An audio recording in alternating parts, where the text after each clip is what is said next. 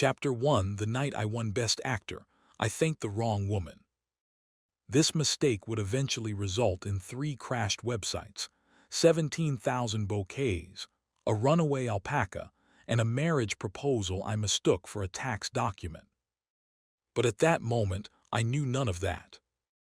I stood beneath the golden lights of the National Film Awards with a trophy in my hand and tears, threatening to ruin the makeup that 2 professionals had spent 40 minutes applying to my face. The host smiled at me. "George Wong, you finally won Best Actor after 7 nominations. Is there someone special you'd like to thank?"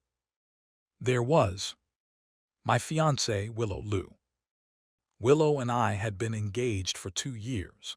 She was the CEO of Lu Entertainment, the company managing my career, and also the busiest person in the country whenever I needed emotional support. Still, I loved her. Or at least, I was reasonably sure I did. The audience waited. I took out my phone. "I'd like to call my fiancée." A wave of delighted murmurs passed through the auditorium. The cameras zoomed in. The host looked thrilled. How romantic. I called Willow. She declined. A few people laughed politely. "She's probably busy," I said. I tried again. Declined. The laughter became slightly less polite. I called a third time. This time someone answered. "George," Willow said impatiently, "what is it?" Her voice echoed through the auditorium because the host had thoughtfully connected my phone to the sound system. "I won." "You won what?" The entire venue fell silent. I looked down at the large golden trophy in my hand. "Best Actor." "Oh, congratulations." I waited for more. Nothing came. Behind me, the giant screen showed my face in painful high definition. Every flicker of disappointment was probably visible from space. The host attempted to rescue the moment. "Perhaps you'd like to tell Miss Lu how much her support has meant to you." "Yes," I said gratefully. "Willow, I wanted to thank you for standing beside me during—" A man's voice called from her side of the phone. "Willow, the vending machine stole my money." I recognized the voice immediately. Makoto Ito, Willow's assistant. A young man whose professional qualifications consisted of owning several pastel sweaters and being able to pout on command. Willow gasped. "What do you mean it stole your money?" I pressed the button, but the chips didn't come out. "Don't touch anything, I'm coming." "Willow," I said, "I'm still. George, I have an emergency, we'll talk later." The call ended. 7,000 people stared at me. The host stared at me.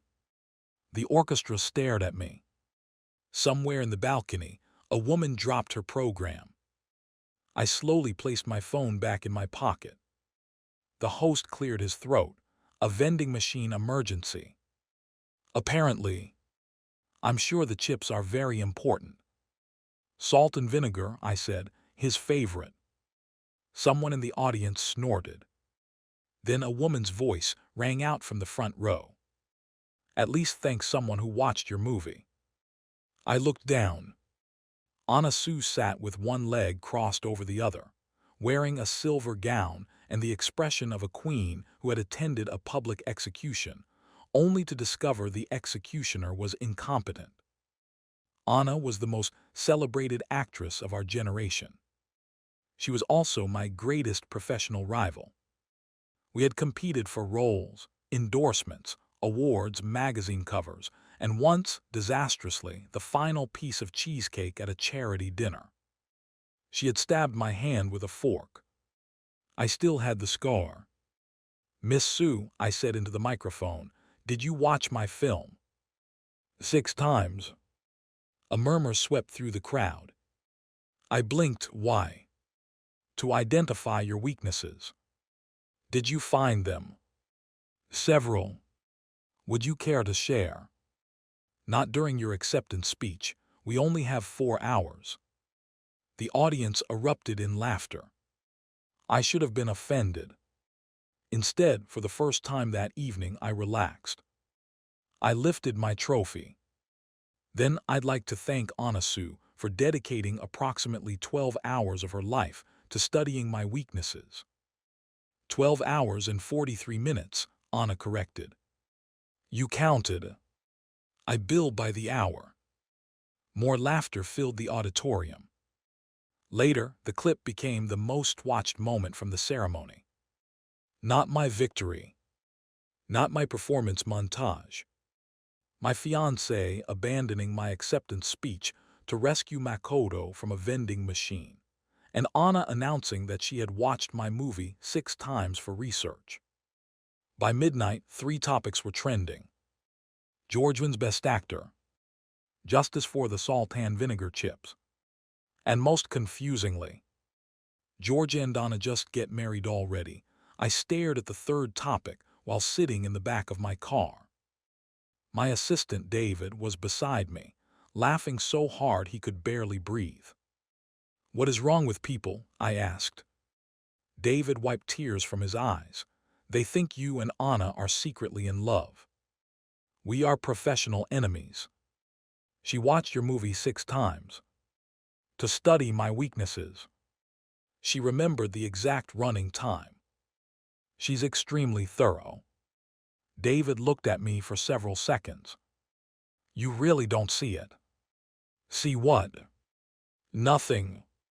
He turned toward the window.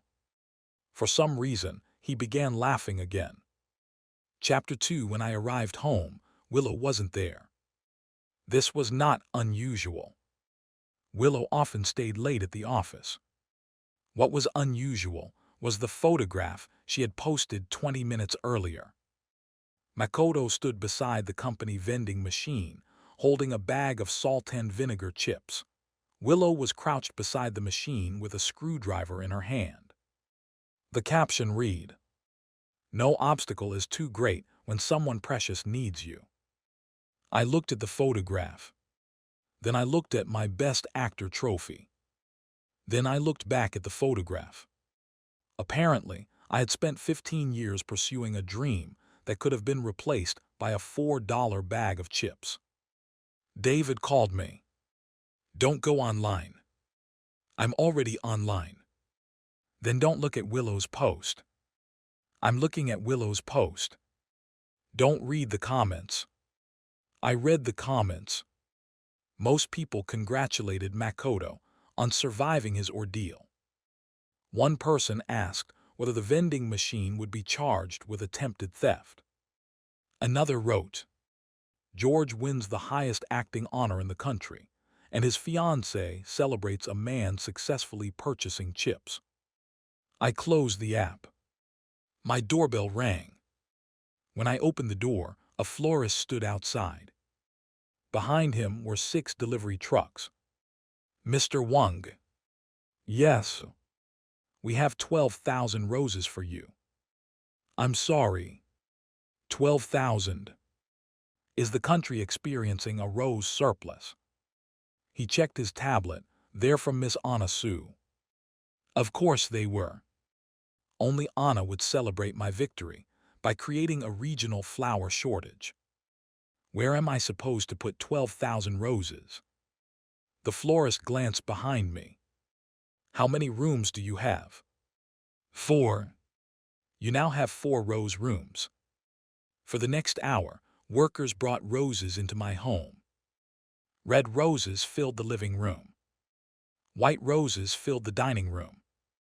Yellow roses filled the hallway. Pink roses surrounded the Best Actor trophy until it looked like the centerpiece of an unusually aggressive wedding ceremony. I found an envelope attached to the final bouquet. Inside was a handwritten note. Congratulations. Don't misunderstand. I simply refuse to lose to someone without a proper celebration. I nodded. That made sense. She was being competitive. My phone rang. On it. Did you receive the flowers? She asked. Yes. Good. There are 12,000. I know. Why? A pause followed. Because 11,000 seemed insufficient. For an enemy. You are not my enemy. I smiled. I knew it. We've matured. You are my rival. Isn't that the same thing? No. What's the difference? An enemy is someone I want removed from my life. And a rival. Her voice softened. Someone I want beside me forever. I considered this. That's very dedicated. Anna made a strange choking noise. George.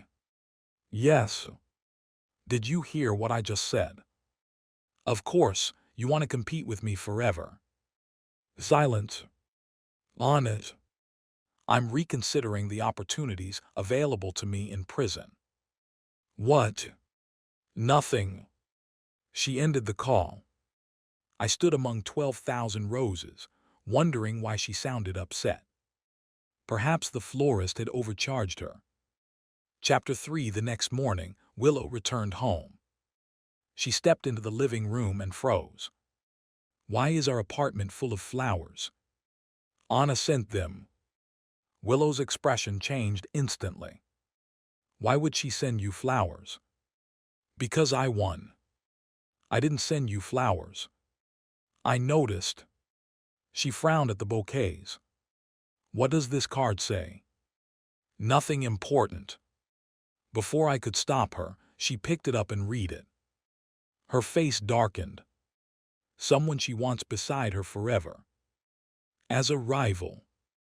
Willow looked at me as though I had just announced I plan to become a professional refrigerator. George, women don't send 12,000 roses to professional rivals. Anna is very competitive. Anna is interested in you. I laughed. This was absurd. Anna had criticized my performances since our first film together. During our last project, she had told me my emotional delivery had all the depth of a decorative puddle. She can't stand me.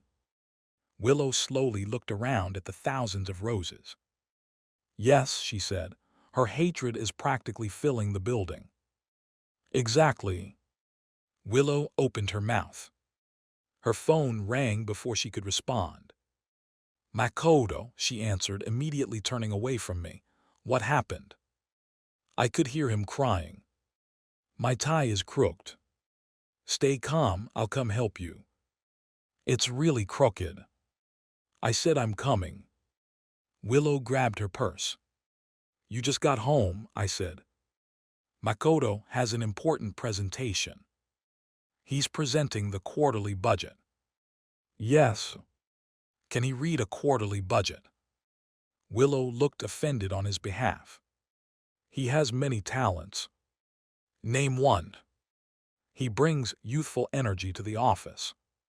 He put his laptop in the dishwasher.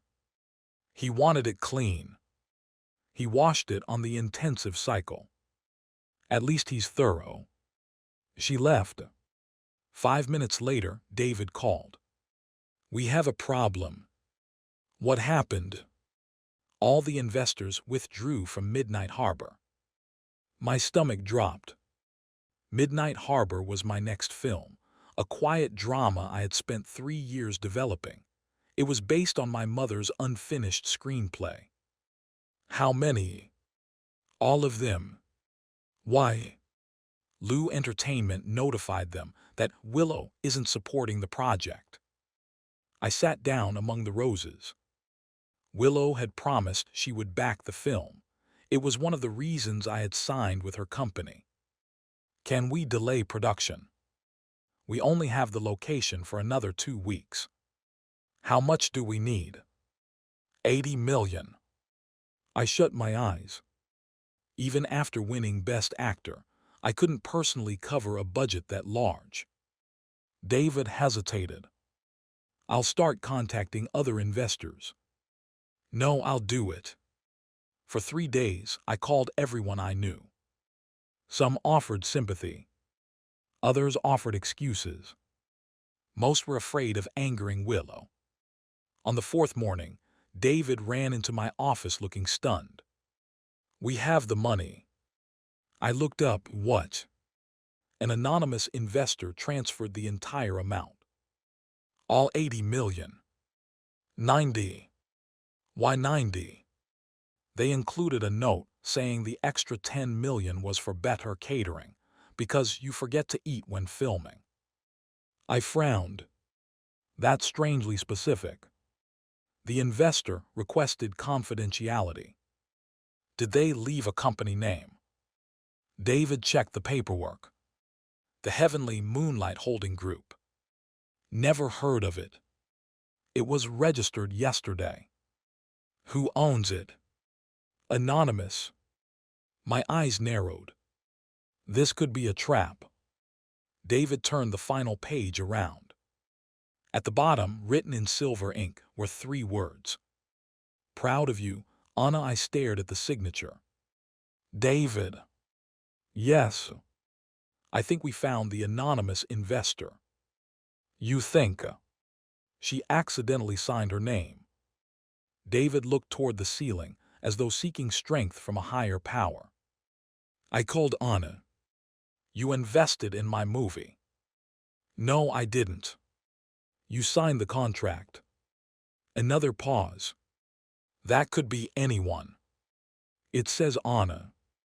There are many Annas. It says Anna Sue. A surprisingly common name. Your personal seal is beside it. Silence. Also, you drew a little heart over the letter I. The line went completely quiet. I waited. Finally, Anna spoke. That was my assistant. Your assistant drew a heart over your name. My assistant is irresponsible.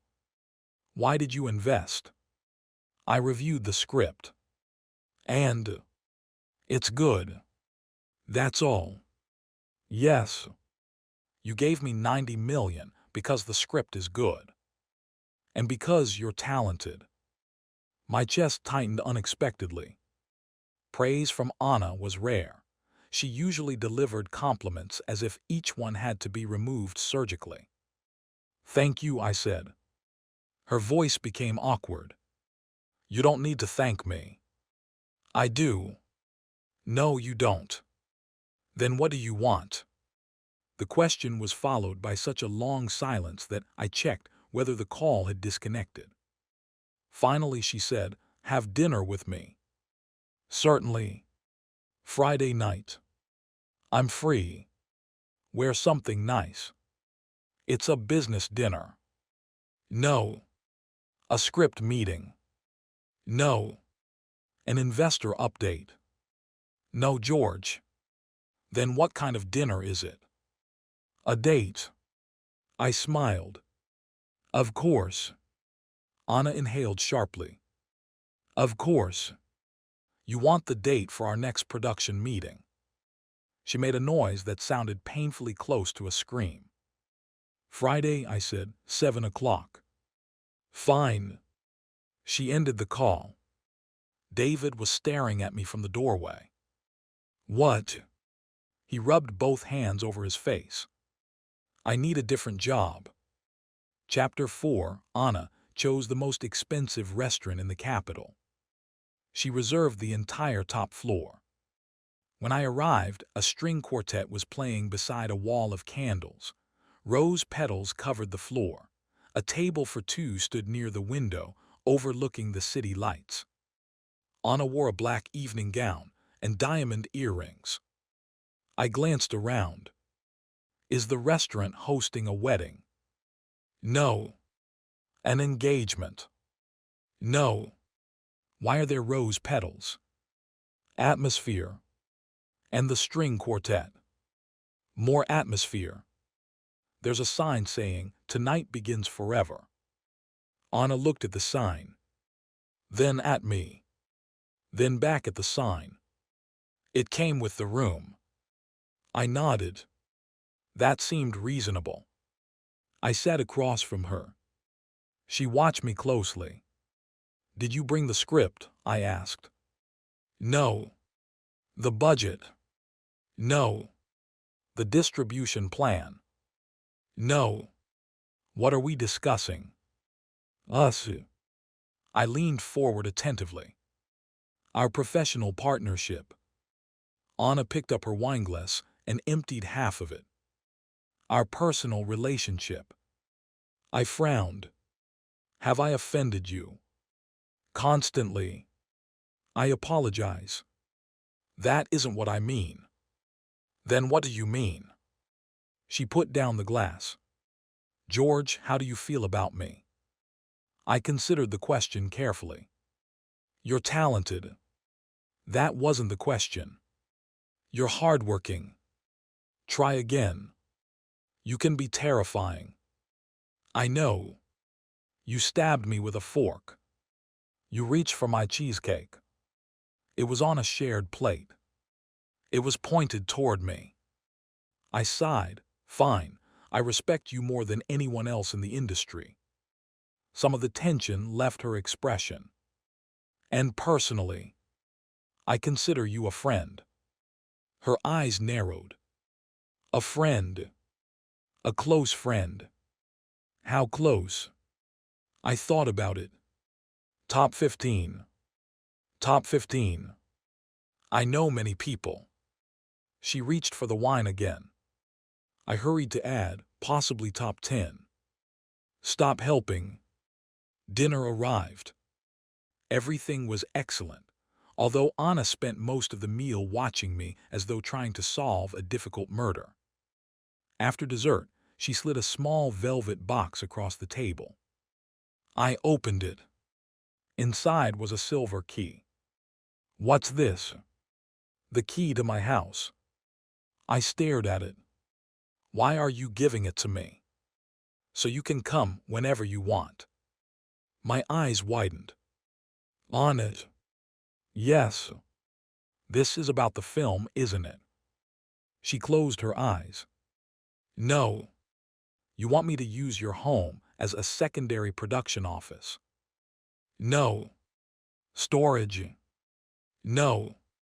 Emergency rehearsal space? No. I examined the key. Then what is it for?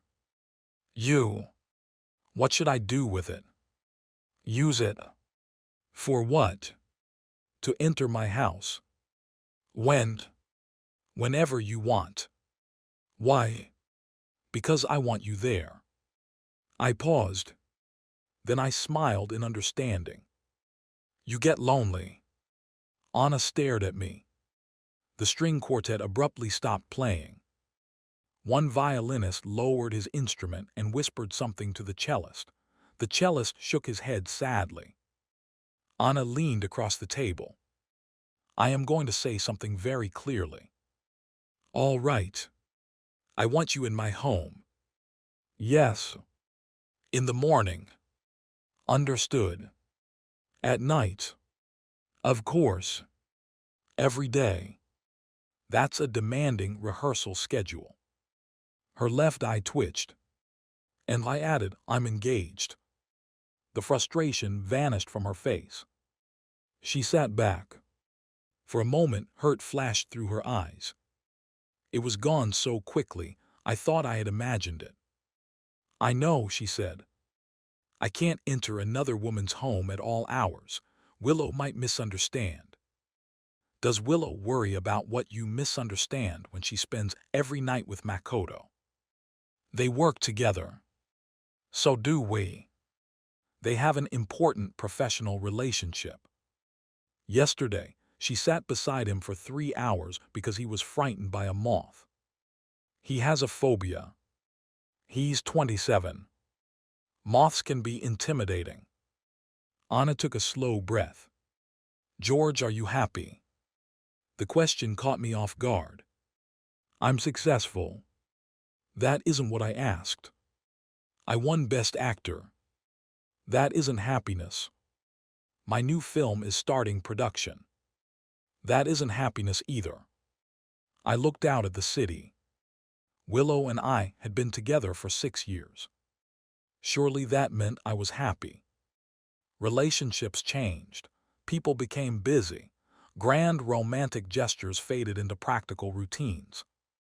Sometimes those routines involved your fiancé abandoning your award ceremony to liberate potato chips from a vending machine. But love required patience, didn't it? I'm fine, I said. Anna's expression softened. That still isn't what I asked. Before I could answer, my phone rang. Willow. I answered immediately. George, where are you? At dinner. With whom? On it. Willow became silent. Then Makoto's voice floated through the phone. Willow, the moth came back. Willow gasped. I'm coming. A door slammed in the background. George, we'll talk later. She hung up. Anna stared at me. The moth. It's apparently persistent. George. Yes. I could murder him. The moth. Sure, let's say the moth.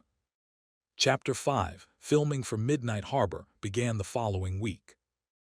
Anna arrived on the first day with 6 food trucks, 2 mobile dressing rooms, a coffee bar, a massage therapist, and a banner that read, George W.O.N.G., acceptable actor, tolerable human. I stared up at it. You paid for all this? No, Anna said. Who did?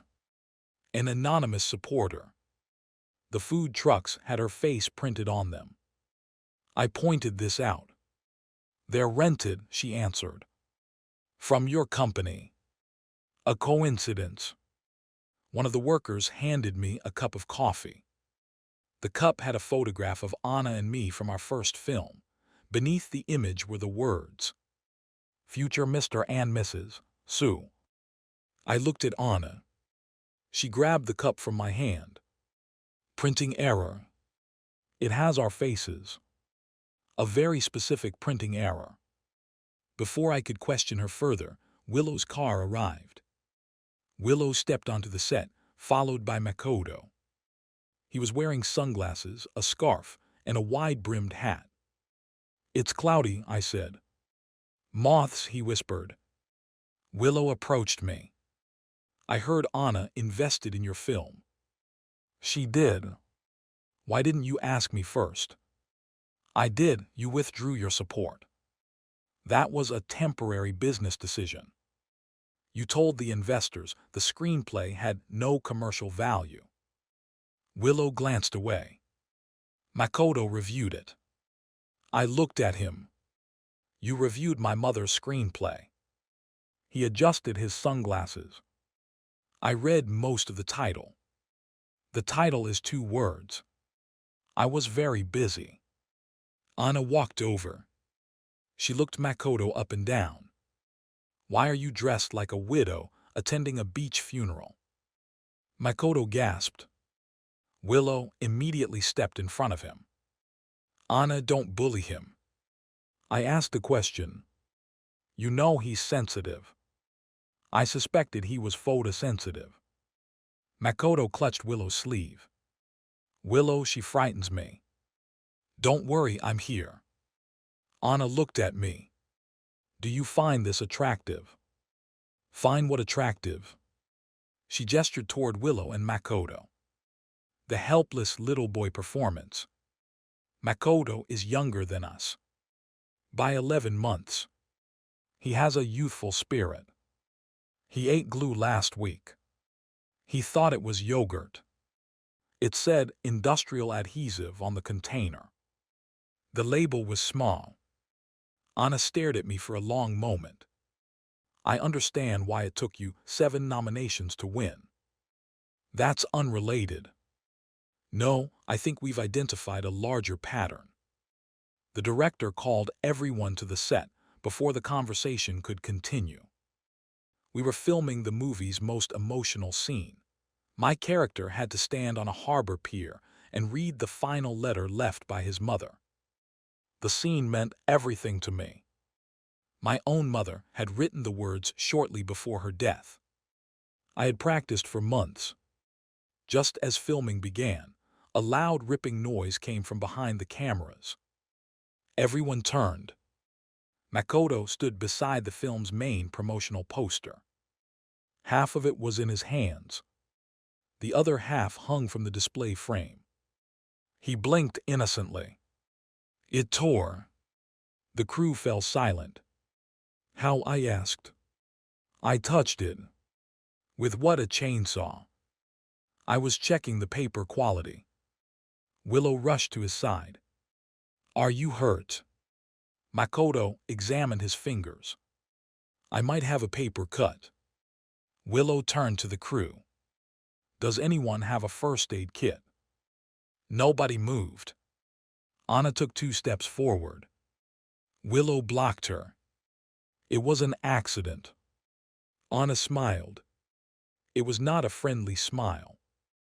I know. The director quietly signaled for security. I walked over to the ruined poster. It had been designed using one of the last photographs taken by my mother. Replacing it would be possible, but seeing it ripped still hurt.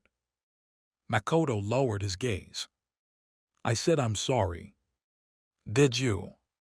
I was about to. Anna reached into her purse.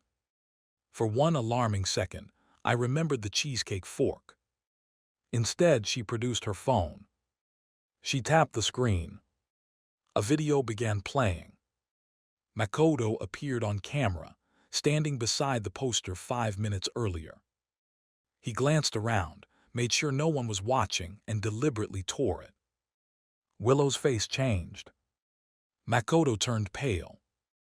Anna smiled sweetly. Our security system records everything. We don't have a security system, the director whispered. We do now, Anna said.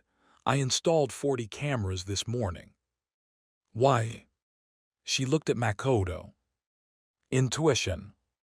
Makoto began to cry. I was jealous. Everyone was praising George and I felt invisible. Willow hesitated. For the first time, she didn't immediately defend him. Anna crossed her arms. If you wish to be noticed, I can arrange a large poster with your photograph. Makoto sniffed.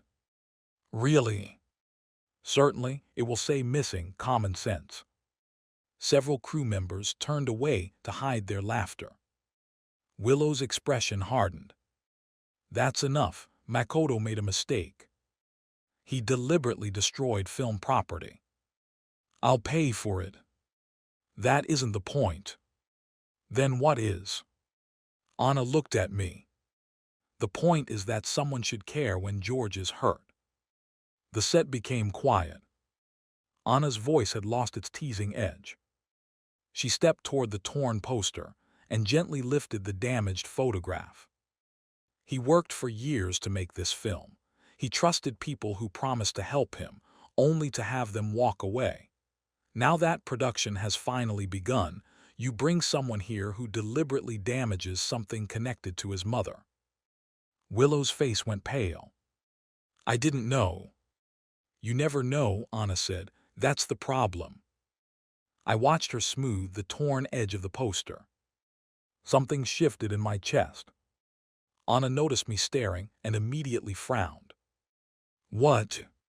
Nothing. Why are you looking at me like that? I was thinking. That sounds dangerous. I think you might actually like me. The entire set froze. David dropped his clipboard. The director covered his mouth. One of the camera operators whispered, finally. Anna stared at me, her eyes wide. I smiled. As a person, I mean. Anna's expression collapsed. The director walked away. David sat down on an equipment case and buried his face in his hands. Even Willow looked disappointed in me. Anna closed her eyes. When she opened them, she appeared remarkably calm. George. Yes. Go stand on the pier. We haven't reset the cameras. I don't care. Why? Because if you remain within reach, This romantic comedy is going to become a murder mystery. Chapter 6. That evening, filming ended late. Most of the crew had already left when I found Anna sitting alone on the pier. She held the repaired poster beside her. Someone had carefully taped the photograph back together. I sat beside her. "You fixed it. It was crooked." "Thank you. I didn't do it for you." "Of course not. It bothered me." "I understand." She looked suspiciously at me. "You're agreeing too easily. I've learned not to argue with you near large bodies of water." "Smart." For a while, we listened to the waves. Then I said, "What you said earlier meant a lot." "What did I say?" "That someone should care when I'm hurt." Anna stared ahead. "It was nothing." "It was." The wind moved through her hair. I had always thought Anna was cold. Sharp. Proud. Difficult. But sitting beside her, I remembered all the moments I had dismissed. The food she sent when I worked late. The roles she recommended me for. The reporters she confronted when they spread rumors about me. The $90 million anonymous investment bearing her full legal name. The 12,000 roses. The dinner that looked suspiciously like a date. The key to her house. Perhaps Willow was right. Perhaps Anna was interested in me. No. That was ridiculous. Still Anna. Yes. When did we become friends? We didn't. Oh. I don't want to be your friend. I see. I never wanted to be your friend. That's clear. She turned toward me. Her eyes were bright with frustration. I tried everything. To defeat me. To make you notice me. You succeeded. You're very noticeable. I sent flowers. 12,000. I funded your film. 90 million. I gave you the key to my house. The security system is excellent. I took you to a candlelit dinner. The lamb was slightly overcooked. She grabbed my shoulders. George Wang, I am in love with you. The words echoed across the empty harbor. A flock of birds flew out of a nearby tree. Somewhere behind us, an equipment case fell over. I stared at her. She stared back. Neither of us moved. Finally, understanding arrived. Slowly. Painfully. Like a computer completing an emergency update. You're in love with me, I said. Yes. Romantically. Yes. Not competitively. No. You didn't send the roses because I won Best Actor. I sent them because I love you. You didn't invest 90 million because you admired the screenplay. I admired the screenplay and love you. The dinner was a date. Yes. The key was so I could visit you. Yes. Outside business hours. All the hours. I stood up. Anna rose with me. George, say something. I opened my mouth. At that exact moment, Willow stepped onto the pier. George. We turned. Makoto stood behind her, holding a tissue to his finger. His alleged paper cut had apparently survived. Willow marched toward us. We need to talk. Anna stepped between us. Not now. This concerns my fiancé. Anna's jaw tightened. Willow looked at me. Makoto explained everything. He's willing to apologize for damaging the poster, but he wants George to apologize for embarrassing him with that surveillance video. For several seconds, I couldn't respond. Did you hear what you just said? I asked. He's emotionally fragile. He deliberately destroyed something important to me. And he regrets it. Makoto nodded sadly. I've been regretting it for almost 20 minutes. Anna made a strangled sound. Willow continued, George, if you apologize, we can put this behind us. Something inside me broke. Strangely, it didn't hurt as much as I expected. Perhaps it had been breaking for years. Perhaps Anna's confession had simply made me hear the final crack. Willow, I said, when I won Best Actor, you left to help him with a vending machine. That was an emergency. When my film needed funding, you abandoned it because he read half the title. He had concerns. When he destroyed my poster, you worried about his finger. He could have been hurt. And when have you worried about me? Willow froze. I waited. So did Anna. Even Makoto seemed curious. Willow opened her mouth. No answer came. I took off my engagement ring. Her face drained of color.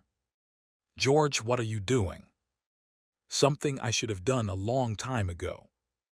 I placed the ring in her hand. Our engagement is over. Makoto's eyes brightened. Willow stared down at the ring. You don't mean that. I do. You're upset. I'm finally thinking clearly. You'll regret this tomorrow. Perhaps. You're throwing away 6 years. No, I'm accepting that they're already gone. Willow looked at Anna. This is because of her. I glanced at Anna. She stood absolutely still. For once, she had no sharp remark ready. No, I said, this is because of us. Willow's fingers closed around the ring. You'll come back. I didn't answer. She grabbed Makoto's arm and walked away. Makoto glanced over his shoulder. He smiled triumphantly at me. Then he walked directly into a lighting pole. The impact made a hollow metallic clang. Willow cried out and hurried to check his forehead. Anna and I watched them leave. After a moment she said, Do you feel better? Yes. Good. Silence returned. Then I remembered our interrupted conversation. You said you love me. Anna's confident expression vanished. I did. For how long? 12 years. My eyes widened. 12. You're not very observant. I'm beginning to understand that. She looked away. You don't have to answer tonight. You just ended your engagement. I know you need time. I do. Her shoulders lowered slightly. But I added, I'd like to have dinner with you again. She looked back at me. A real date? Yes. Are you sure you understand what that means? I believe so. Explain it. Two people who may be romantically interested in each other share a meal. And there may be flowers. And conversation. And I hesitated. Dessert. Anna groaned. What am I missing? She stepped closer. A kiss, idiot. Oh. My heart suddenly began beating much faster. Anna smiled. It was not her usual victorious smile. This one was softer. Hopeful. She leaned closer. Then my phone rang. David. I answered automatically. George, he shouted, we have a major problem. Anna lowered her forehead onto my shoulder. What happened? I asked. The film's promotional alpaca escaped. I frowned. We have a promotional alpaca. Anna ordered it. I looked at her. She lifted her head. It was supposed to hold a sign asking whether you would date me. You planned to confess with an alpaca. The roses weren't working. David continued shouting through the phone. It's running through downtown wearing the sign. What does the sign say? David hesitated. Then he read aloud. George Wang, I've loved you for 12 years. Please marry me before I lose my remaining dignity. Love, Anna. Anna closed her eyes. I bit the inside of my cheek. Don't laugh, she warned. I'm not. You are. I'm smiling. Why? I took her hand. Because I think I've finally noticed you. Across the harbor, my escaped marriage proposal Alpaca entered downtown traffic. Within 10 minutes, the first photograph appeared online. Within 20 minutes, Anna's confession was trending nationally. Within 30 minutes, reporters had gathered outside the film set. And within an hour, more than 5 million people were waiting for my answer.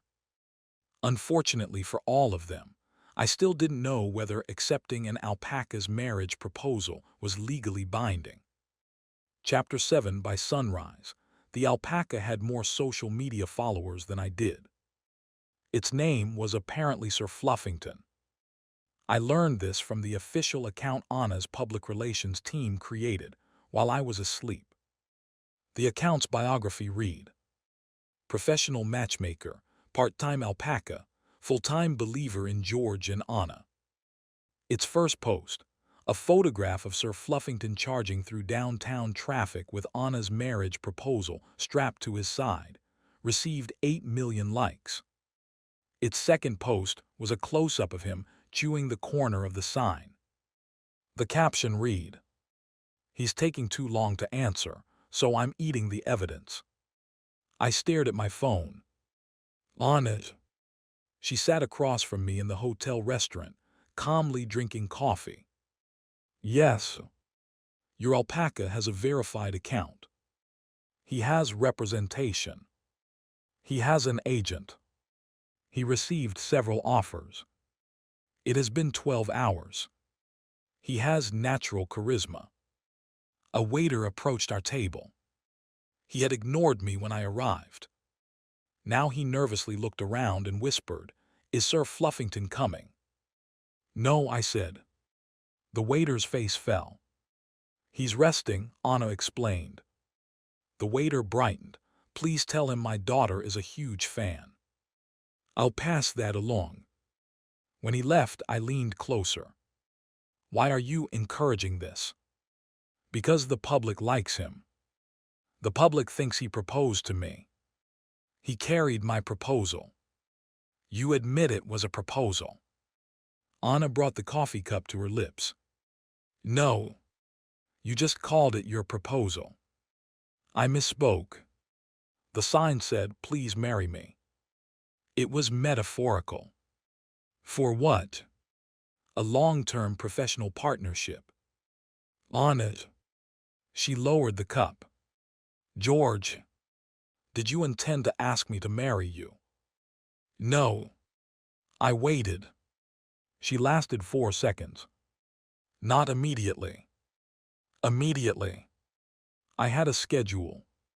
Of course she did. Anna was the kind of person who planned emotional milestones using spreadsheets. "What schedule?" "You were supposed to notice my feelings 3 years ago." "I didn't." "I noticed that." "Then what?" "We would date for 1 year. And after that, we'd get engaged." "For how long?" 6 months. Then married. A spring ceremony, white roses, no lilies because you sneeze around them, your mother's favorite song played by a string quartet, honeymoon in France because you once said you wanted to eat croissants beneath the Eiffel Tower. I stared at her. Anna's cheeks slowly turned pink. "You planned our entire wedding." "I was bored during quarantine." "In the house." "Purchased." "The honeymoon." "Reserved." "The rings." Her gaze shifted toward her purse. "Anna, it was a sale." "You bought engagement rings during a sale." "They were not technically on sale. The jeweler offered a private viewing." "How long ago?" 4 years. You bought a ring for me while I was engaged to Willow. I believed in preparation. I rubbed my forehead. Across the room, two people were discreetly filming us. Or perhaps they were filming Anna. Or perhaps they were waiting for the alpaca. My phone vibrated. A message from David appeared. Do not leave the restaurant through the front entrance. A second message followed. Actually, don't use the back entrance either. Then a third. You may need to live there now. I called him. What happened? Reporters surrounded the building. Why? They want your answer. To the marriage proposal. Yes. I'm not ready to marry anyone. Then tell them that. I glanced at Anna. She was pretending not to listen while holding her coffee cup upside down. Wouldn't that embarrass her? Anna put down the inverted cup. You're worried about embarrassing me. Of course. Her expression softened. Then David said, there's another problem. What? Sir Fluffington has been kidnapped. Anna shot to her feet. Who took my alpaca? The entire restaurant went silent. David cautiously answered, Makoto. Chapter 8. Makoto posted his ransom video at 8:14 that morning. He stood in an abandoned warehouse wearing a black coat, dark sunglasses, and one leather glove. Behind him, Sir Fluffington calmly ate hay. Makoto pointed dramatically at the camera. George Wung and Anasu, you have humiliated me for the last time. Sir Fluffington sneezed. Makoto flinched but recovered quickly. You think you're clever because you released private surveillance footage of me destroying a poster. You released it, I told the phone. Anna only showed it to 6 people. Anna was already calling the police. Makoto continued. You think you can replace me as the internet's most beloved male celebrity with a farm animal. Sir Fluffington looked directly into the camera.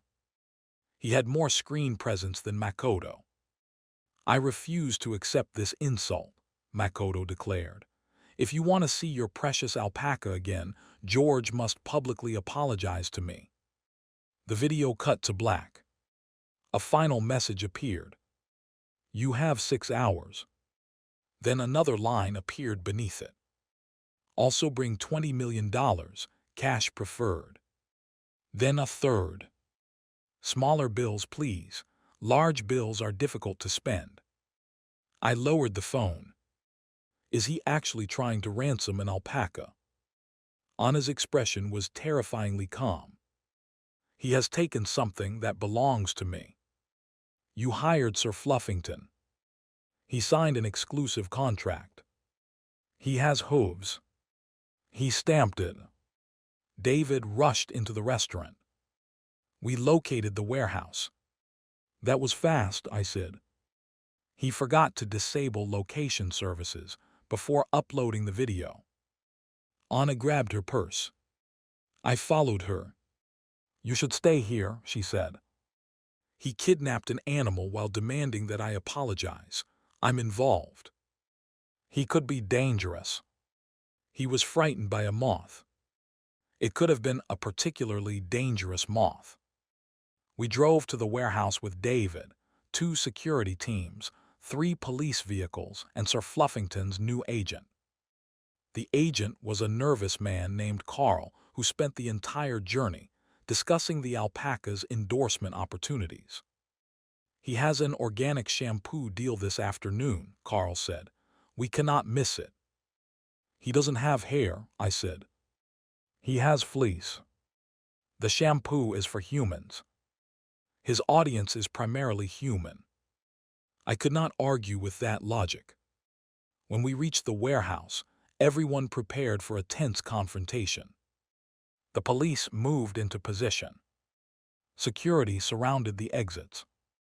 Anna handed me a protective vest. Carl held a bag of premium hay. Then the warehouse doors burst open. Sir Fluffington came trotting out.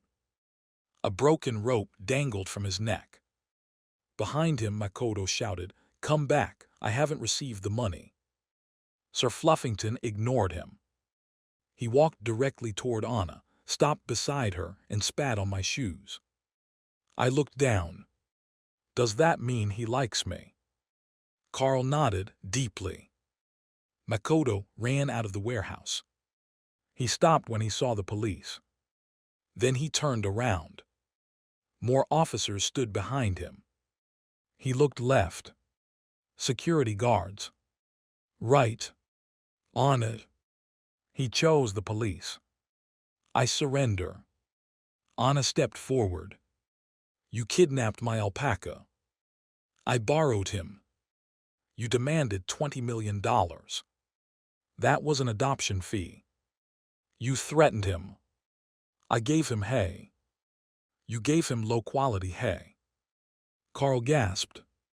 Makoto pointed at me. This is all George's fault. Ever since he left Willow, everything has gone wrong. That tends to happen when you commit crimes, I said. I only wanted what he had. My acting career. Willow. Anna's expression sharpened. Makoto immediately took a step back. I mean her professional guidance. You called her sweetheart during a board meeting, David said. She encourages a relaxed workplace. You left pajamas in her office. The company sometimes requires overtime. You listed yourself as her husband on your dental insurance, I added. Makoto froze. Everyone stared at him. Even the alpaca appeared judgmental. You did what? I asked. Makoto attempted to run. He made it 3 steps before Sir Fluffington moved sideways and blocked him. Makoto tried the other direction. The alpaca blocked him again. Control your animal. He's exercising his right to peaceful protest, Anna said. The police escorted Makoto toward a patrol vehicle. Before they put him inside, he turned to me with a strangely confident smile. You think you won. I wasn't aware we were competing. You'll understand soon. Ask Willow why she hired me. The patrol car door closed. I looked at Anna. She looked at me. David looked at Sir Fluffington. Sir Fluffington looked at the bag of premium hay. Carl opened it immediately. Chapter 9. Makoto was released 3 hours later. Willow had paid his bail. I learned this from a news alert while changing for my first official date with Anna. The report included a photograph of Willow helping Makoto into her car. His head was lowered, and his hand was bandaged even though the alpaca had never touched him. According to his attorney, Makoto had suffered severe psychological distress. According to Sir Fluffington's veterinarian, the alpaca was perfectly healthy but seemed offended by Makoto's hay. I put down my phone. I was done worrying about Willow. Tonight was about Anna.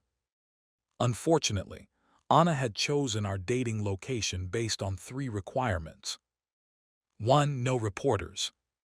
2. No alpacas.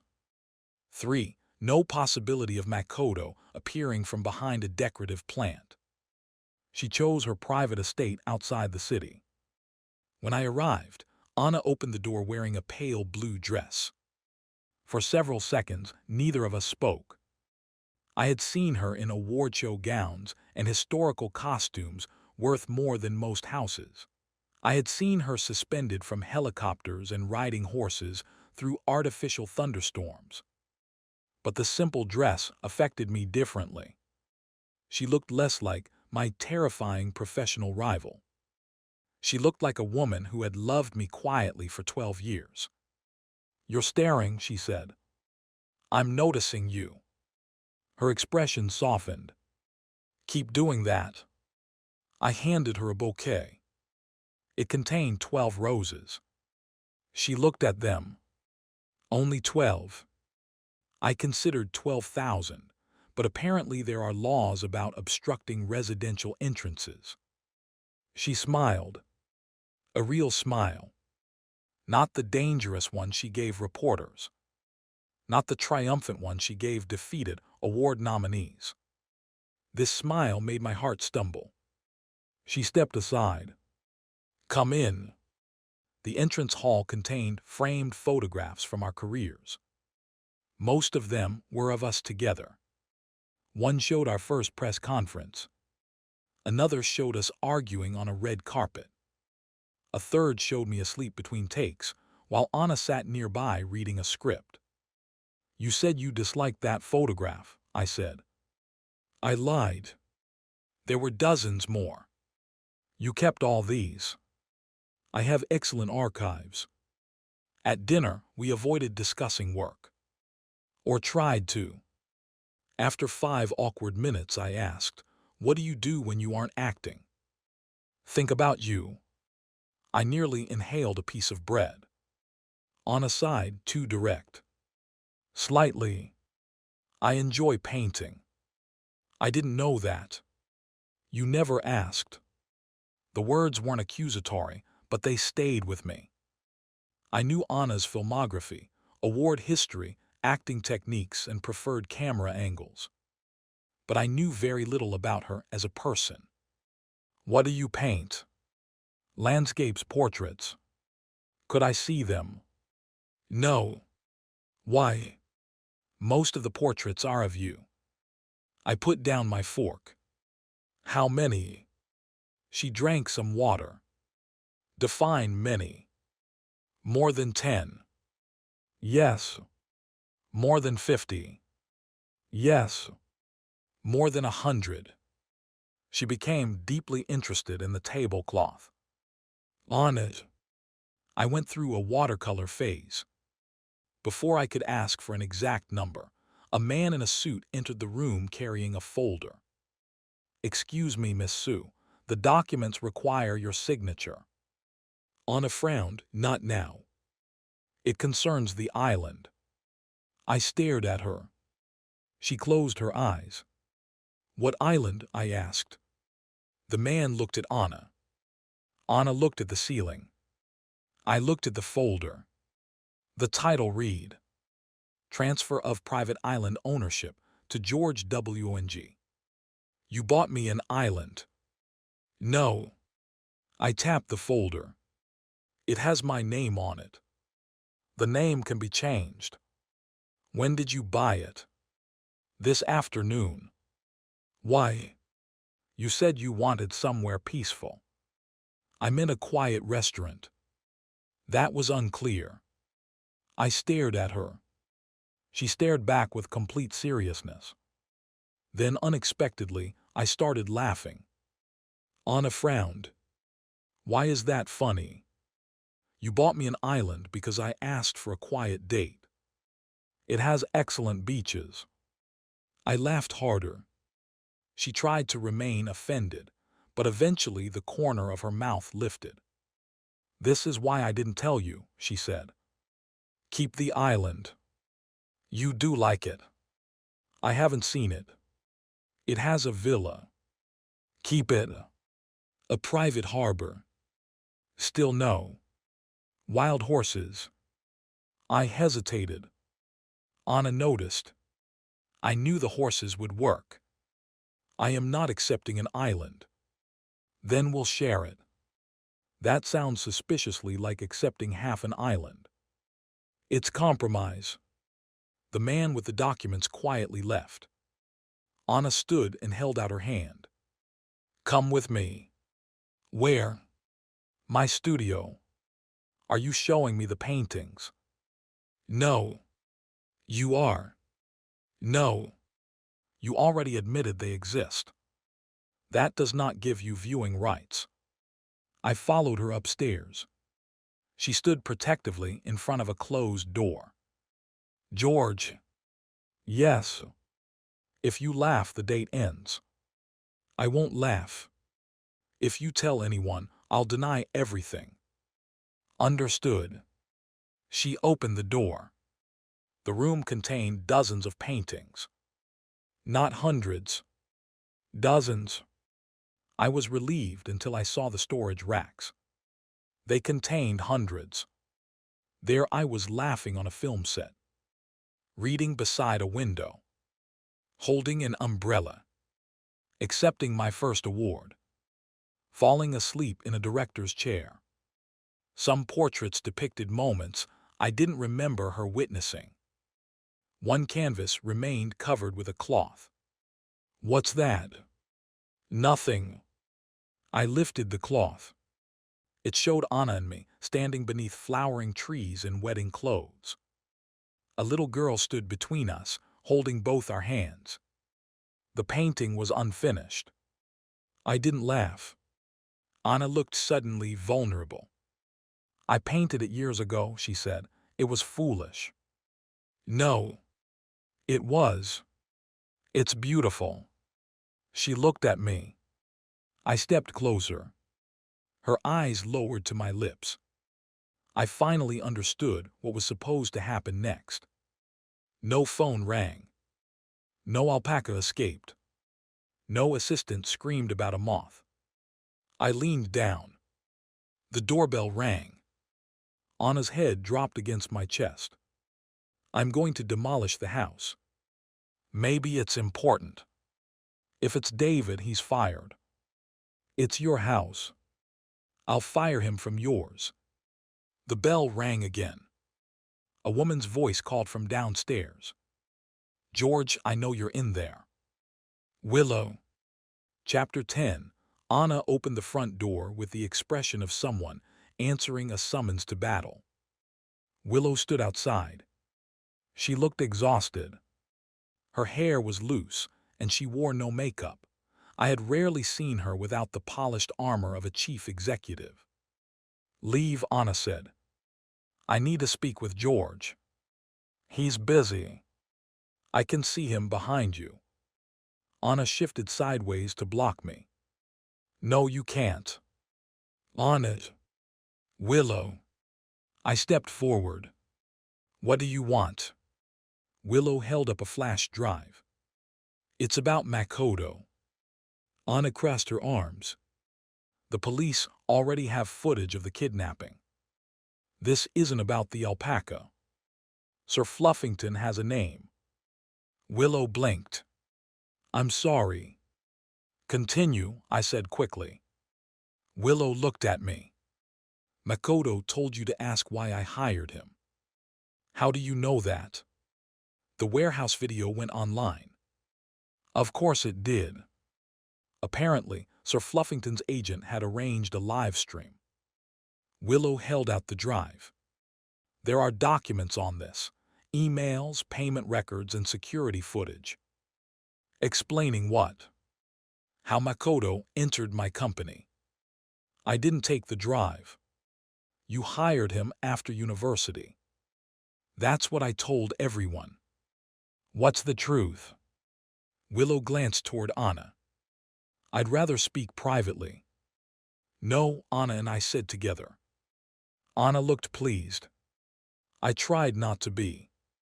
Willow's mouth tightened, but she continued. 3 years ago, money began disappearing from Lou Entertainment. Small amounts at first, then larger transfers hidden inside production budgets. You suspected an employee, I asked. My former chief financial officer. He disappeared before I could prove anything. What does that have to do with Makoto? Makoto approached me 2 weeks later. He claimed he had evidence. Anna narrowed her eyes, and you believed him. He showed me internal documents nobody outside the company should have possessed. He said my former CFO had recruited him to move money through shell companies. He offered to cooperate if I hired him and protected his identity. I stared at her. So Makoto was an informant. At first, that explained why she had placed someone so unqualified near the executive office.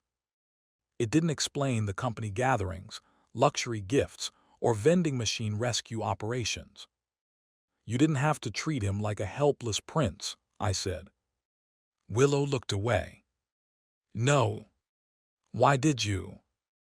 Because every time I questioned him, evidence disappeared.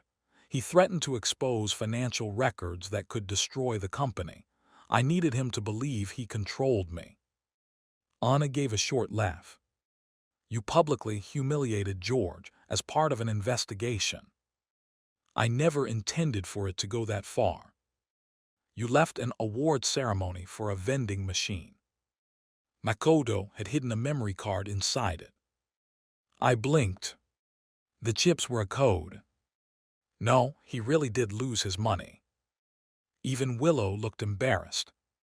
Anna covered her mouth, but not before I saw her smile. Willow continued, I thought if I kept him close, he would eventually lead me to the missing money. Did he? Yes. She opened a file on her phone and showed us a network of company names. At the center was Heavenly Moonlight Holding Group, the company Anna had created to invest in my film. Anna took the phone. That isn't my registration number. Willow nodded. Because your company wasn't the first one with that name. The room went quiet. She swiped to another document. An older company had operated under the same name for nearly 4 years. It had been dissolved one day before Anna's lawyers registered hers. Millions had passed through its accounts. Makoto used production budgets to steal from Lou Entertainment, Willow said. Then someone closed the company and erased most of the trail. Someone, I asked. I thought it was Makoto. But now, Willow looked directly at me. The authorization codes belong to your late mother. The air seemed to leave the room. My mother died 7 years ago. I know. Then the records are false. Possibly, but her digital signature appears on dozens of transfers made after her death. Anna handed the phone back. That can be forged. Yes, Willow said, but there's more. She plugged the flash drive into Anna's laptop. A security video appeared. The footage was dated 3 years earlier. Makoto stood in a dim parking garage, speaking with a woman whose face was concealed by a hat. The woman handed him a folder. Makoto opened it. Inside was a photograph of me. The recording had no audio, but one detail was clear. The woman wore a distinctive bracelet, a silver chain set with a small green stone. I recognized it immediately. My mother had owned one exactly like it. She had been wearing it the night she died. That's impossible, I whispered. Willow paused the video. I thought so too. Anna moved closer to me. Who is the woman? Willow's answer came quietly. I don't know. Then why come here tonight?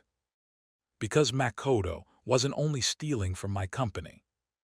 She opened another document. This one contained private information about my career, medical history, contracts, unreleased scripts, travel schedules, and photographs taken outside my home. Some dated back 12 years. Long before Makoto met Willow. Long before I signed with Lou Entertainment. Someone had been watching me throughout my entire career. At the bottom of the file was a scanned letter. It was addressed to Makoto. The message contained only one sentence. Keep George dependent on Willow until the final film is completed. What final film? Anna asked.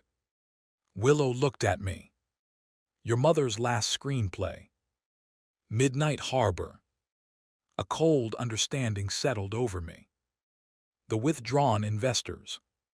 The failed contracts. The unexplained harassment. Makoto destroying the poster. Perhaps none of it had been random. Makoto wanted the film stopped, I said. Willow shook her head. No, I think he wanted you to make it. That makes no sense. The script you gave the studio is incomplete. Yes, the final pages were missing when my mother died. Willow opened one final folder. Makoto has them. I stepped toward the screen. How? I don't know, but he scanned the pages and stored them in an encrypted account. Have you read them? Only the final scene. What happens? Willow hesitated. The main character discovers his mother didn't die in an accident.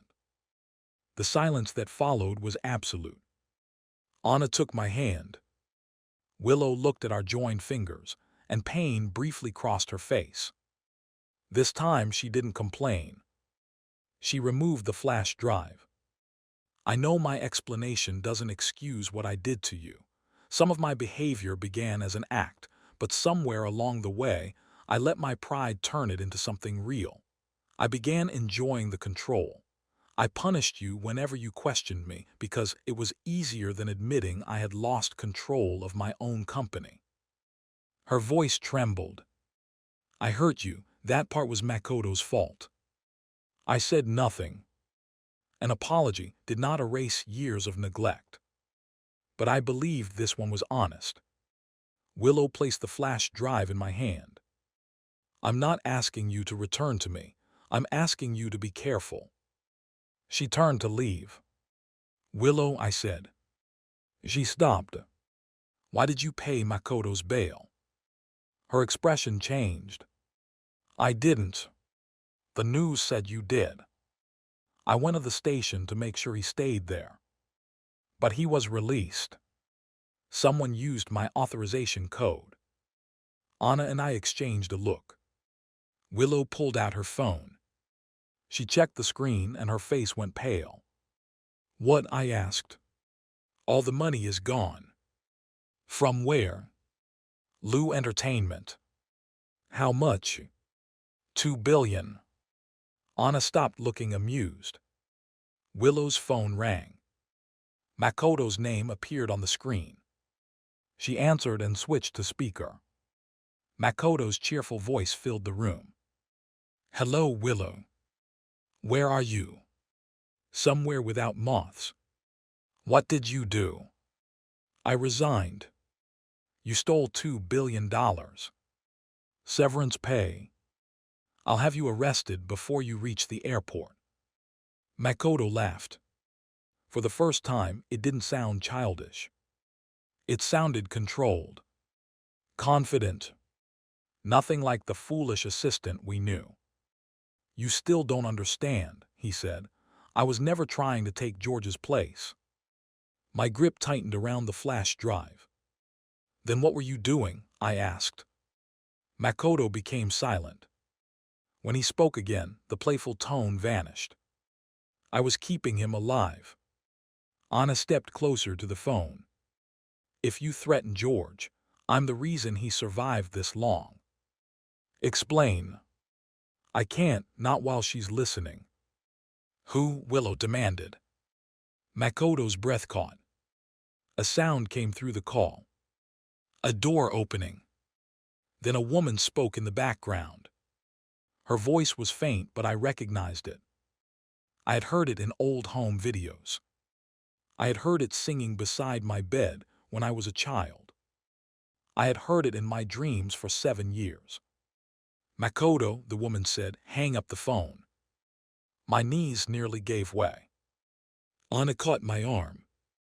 Makoto whispered, I'm sorry, George. The call ended. Nobody moved. Finally, Willow spoke. That voice, my mother, I said. Anna's fingers tightened around mine. But she's dead, Willow whispered. I stared at the silent phone. So I thought. Chapter 11. The police traced Makoto's call to the airport. By the time we arrived, his flight had already departed. Its destination was a private airfield on an island in the South Pacific. Anna looked at the flight record. Then she looked at me. I looked at her. No, she said. What? I know that expression. What expression?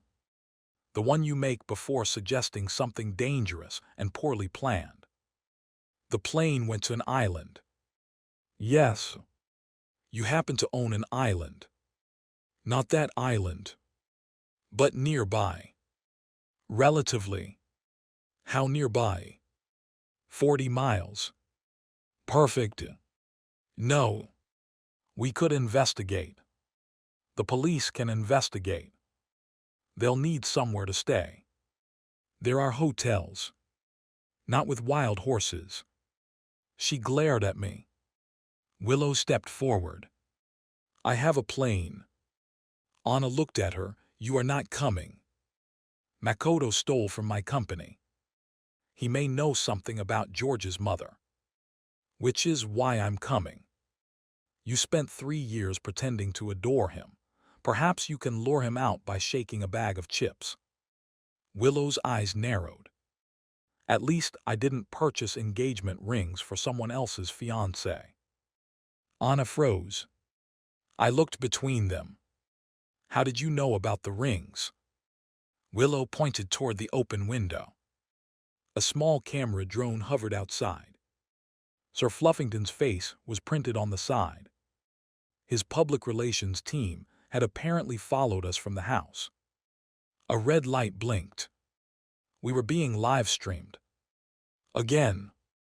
Anna closed the curtains. My phone immediately filled with alerts. David called. Good news and bad news. What's the good news? The public no longer cares about your answer to the Alpaca proposal. And the bad news? They heard everything about the stolen money, the secret island, your possibly alive mother, and Anna's engagement rings. I closed my eyes. How many people watched? 14 million. A notification appeared. George's mother alive was trending first. Makoto was secretly smart was second. Willow vending machine spy mission was third. And Anna already bought the rings was fourth. I read the fifth topic. Take the Alpaca to the island David's side. The internet wants Sir Fluffington involved in the investigation. No. From outside came a loud, familiar hum. We opened the curtain. A transport van had arrived. Carl stood beside it. Sir Fluffington poked his head through the window. Anna looked at me. I looked at Willow. Willow looked at the Alpaca. The Alpaca stared at all three of us. Then he sneezed. Carl waved from the sidewalk. I brought his passport. I turned to Anna. When do we leave? She sighed. Tomorrow morning. Willow nodded. I'll prepare my plane. Anna pointed at her. You're traveling separately. Willow pointed back. Gladly. I looked outside at Sir Fluffington. Somehow, my first date with Anna had ended with the discovery that my mother might be alive. My former fiancé had spent years conducting the world's least convincing undercover operation, and a supposedly foolish assistant had escaped with $2 billion.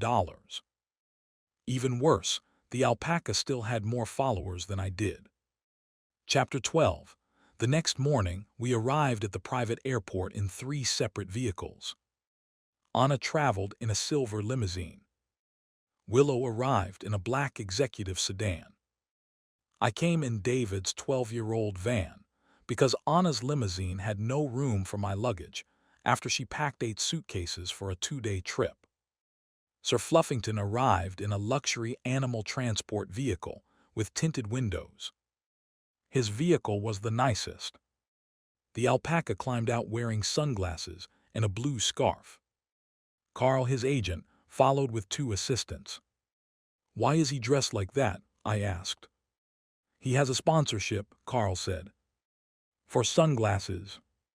The scarf. Why the sunglasses? For privacy. Sir Fluffington raised his head and posed for the photographers. He appears to be enjoying the attention. He's a professional. Anna walked over and removed the sunglasses from the Alpaca's face. We are conducting an investigation, not attending a fashion show. Sir Fluffington stared at her. Anna stared back. The alpaca leaned closer. "Don't," she warned. He spat on her shoe. Every photographer captured the moment. Carl clapped excitedly. Excellent engagement. Anna looked down at her shoe. "George." "Yes." "Call a butcher." Sir Fluffington hid behind me. "You don't mean that." "I'm considering several options." Willow approached while speaking into her phone. "We have a problem." Anna wiped her shoe. "Only one." The private airfield where Makoto landed claims no plane arrived yesterday. "We have flight records," I said. "They're false. The aircraft number belongs to a plane dismantled 6 years ago." "So where did he go?" "That's what we need to discover." Anna's pilot came down the stairs of her jet. "We're ready to depart, Miss Sue." Willow glanced toward the plane. "I assume George is flying with me." Anna laughed. It was a short, dangerous sound. "You assume incorrectly. Makoto stole from my company. I have important information George needs. You can tell him after we land. It's a 6-hour flight. You can write an email. Makoto accessed George's medical records through your company. And you spent 3 years allowing him to manipulate you." Willow's jaw tightened. "I was protecting George. You abandoned his award speech to retrieve potato chips. There was supposed to be a memory card inside the vending machine. But there was. I didn't know that. The man who supposedly delivered the card called you 10 minutes earlier and said he had changed the location." Willow froze. "How do you know that?" "I investigated you." "You investigated me." "I investigate everyone who hurts George." Willow crossed her arms. "And yet you somehow failed to investigate whether he understood flirting." Anna looked at me. I looked at the departure board. Neither woman spoke for several seconds. Finally, Anna pointed toward Willow's plane. "Go." "I'm flying with George." "No." "Yes." "No.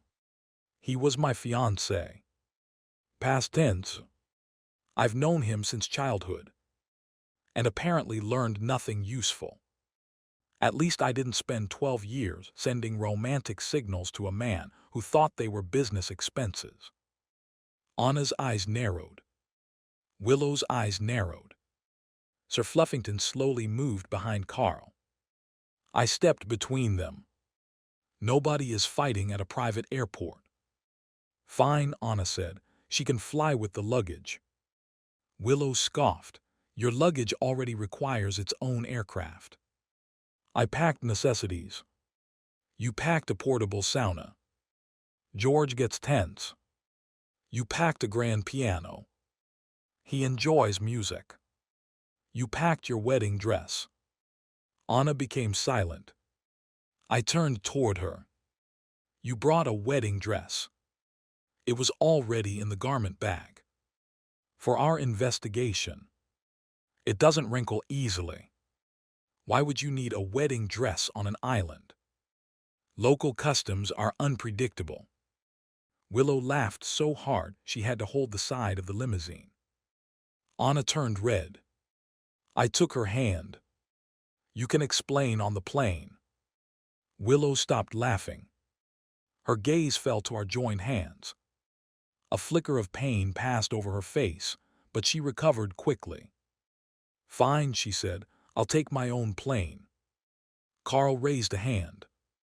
"Where is Sir Fluffington sitting?" "Cargo," Anna answered. "First class," Carl said. "Cargo." "He has anxiety. He committed assault." Carl lowered his voice. "He's also afraid of flying." Sir Fluffington chose that moment to walk up the aircraft stairs without assistance. Carl watched him. He hides it well. Chapter 13. 6 hours later, we landed on Anna's island. She had described it as a small property. It contained a private airfield, 2 villas, a hotel, a marina, a medical center, a wildlife sanctuary, several beaches, enough security cameras to monitor the moon. 3 staff members greeted us with welcome drinks. A 4th held a sign reading, "Welcome home, Mr. and Mrs. Sue." Anna grabbed the sign and threw it behind a hedge. "Printing error," she said. "Again. We need a new printer." Willow's aircraft landed several minutes later. She stepped out, assessed the island, and looked at Anna. "You purchased all this for George." It was modestly priced. "How much?" "That's private." One of the employees approached me with a folder. "Mr. Wang, we need your signature to complete the $900 million property transfer." Willow looked at Anna. Anna stared at the employee. The employee slowly backed away. "Very modestly priced," Willow said. Sir Fluffington emerged from the plane, wearing a tropical shirt. I didn't know where he had obtained it. Carl took photographs, while the Alpaca posed in front of the ocean. "We need to focus," Anna said. She unfolded a map. Makoto's flight had supposedly landed on Black Reef Island, 40 miles east of us. The island was privately owned, covered in forest, and absent from most commercial maps. "The island has 1 airstrip," Anna explained. "Security photographs show no aircraft there yesterday." "Could the records have been delayed?" I asked. "Not likely." Willow placed a tablet on the table. "I had my company's technicians recover part of Makoto's deleted search history." The screen showed dozens of searches. Most were predictable. How to transfer money without getting arrested. Countries with no extradition treaties. Can an alpaca identify a criminal? Are moths dangerous? How long does glue remain in the digestive system? Then Anna scrolled farther. One search appeared repeatedly. How to fake a flight path by changing an aircraft transponder. Perhaps he really was pretending to be stupid, I said. "Wait," Willow replied. The next searches were: what is a transponder? Can I buy a transponder at the airport gift shop? Difference between a transponder and a transformer. Why doesn't my toy robot change flight records? Anna looked at Willow. He was not pretending very hard. Willow swiped to a photograph taken from Makoto's confiscated phone. It showed him standing in a bathroom mirror with a serious expression. Behind him was a whiteboard covered with arrows, photographs, and handwritten notes. At the center was my picture. Lines connected me to Willow, Anna, Lou Entertainment, Midnight Harbor, and the old Heavenly Moonlight Company. On the right side of the board, Makoto had written, "Master plan, do not photograph." He photographed the instruction not to photograph it, David said. He may be intelligent in specific areas, I offered. Everyone looked at me. I'm trying to be fair. Anna enlarged the image. Beneath the master plan was a checklist. 1. Gain Willow's trust. 2. Make George jealous. 3. Keep George close to Willow. 4. Protect the missing screenplay pages. 5. Prevent Mrs. Wang from contacting George. 6. Steal enough money to disappear. 7. Buy a yacht. 8. Name yacht Makoto's Revenge. 9. Learn how to operate a yacht. My attention remained on item 5. Prevent my mother from contacting me. No question mark, Willow said. He knew she was alive. Anna enlarged another corner of the image. There was a map pinned to the whiteboard. A red circle marked Black Reef Island. A second circle marked Anna's island. And between them, Makoto had drawn a cartoon fish with large teeth. "What's that?" I asked. Perhaps a shark, David said. Carl shook his head. Looks like an angry tuna. Anna studied the map. He wasn't going to Black Reef Island. She pointed to a tiny shape halfway between the two islands. It was barely visible. What is that? An abandoned offshore film set. My heart tightened. What was filmed there? Anna met my eyes. Your mother's last movie. Chapter 14. The offshore set had been built 15 years earlier for a historical film. Production had ended after a storm damaged the structure. The company abandoned it rather than pay to dismantle it. Most of the wooden buildings still stood on a concrete platform anchored above the ocean. From a distance, it resembled a small floating city. We traveled there aboard Anna's yacht. Sir Fluffington stood at the front with his scarf blowing in the wind. Carl filmed him. He looks heroic, David said. He's blocking the navigation light, the captain answered. Anna remained beside me throughout the journey. Our shoulders touched, but she said nothing. She knew I was afraid. If the woman on the phone truly was my mother, then everything I believed about my life was wrong. If she wasn't, someone had created an unbelievably cruel trap. Willow approached with 2 life jackets. She handed me one.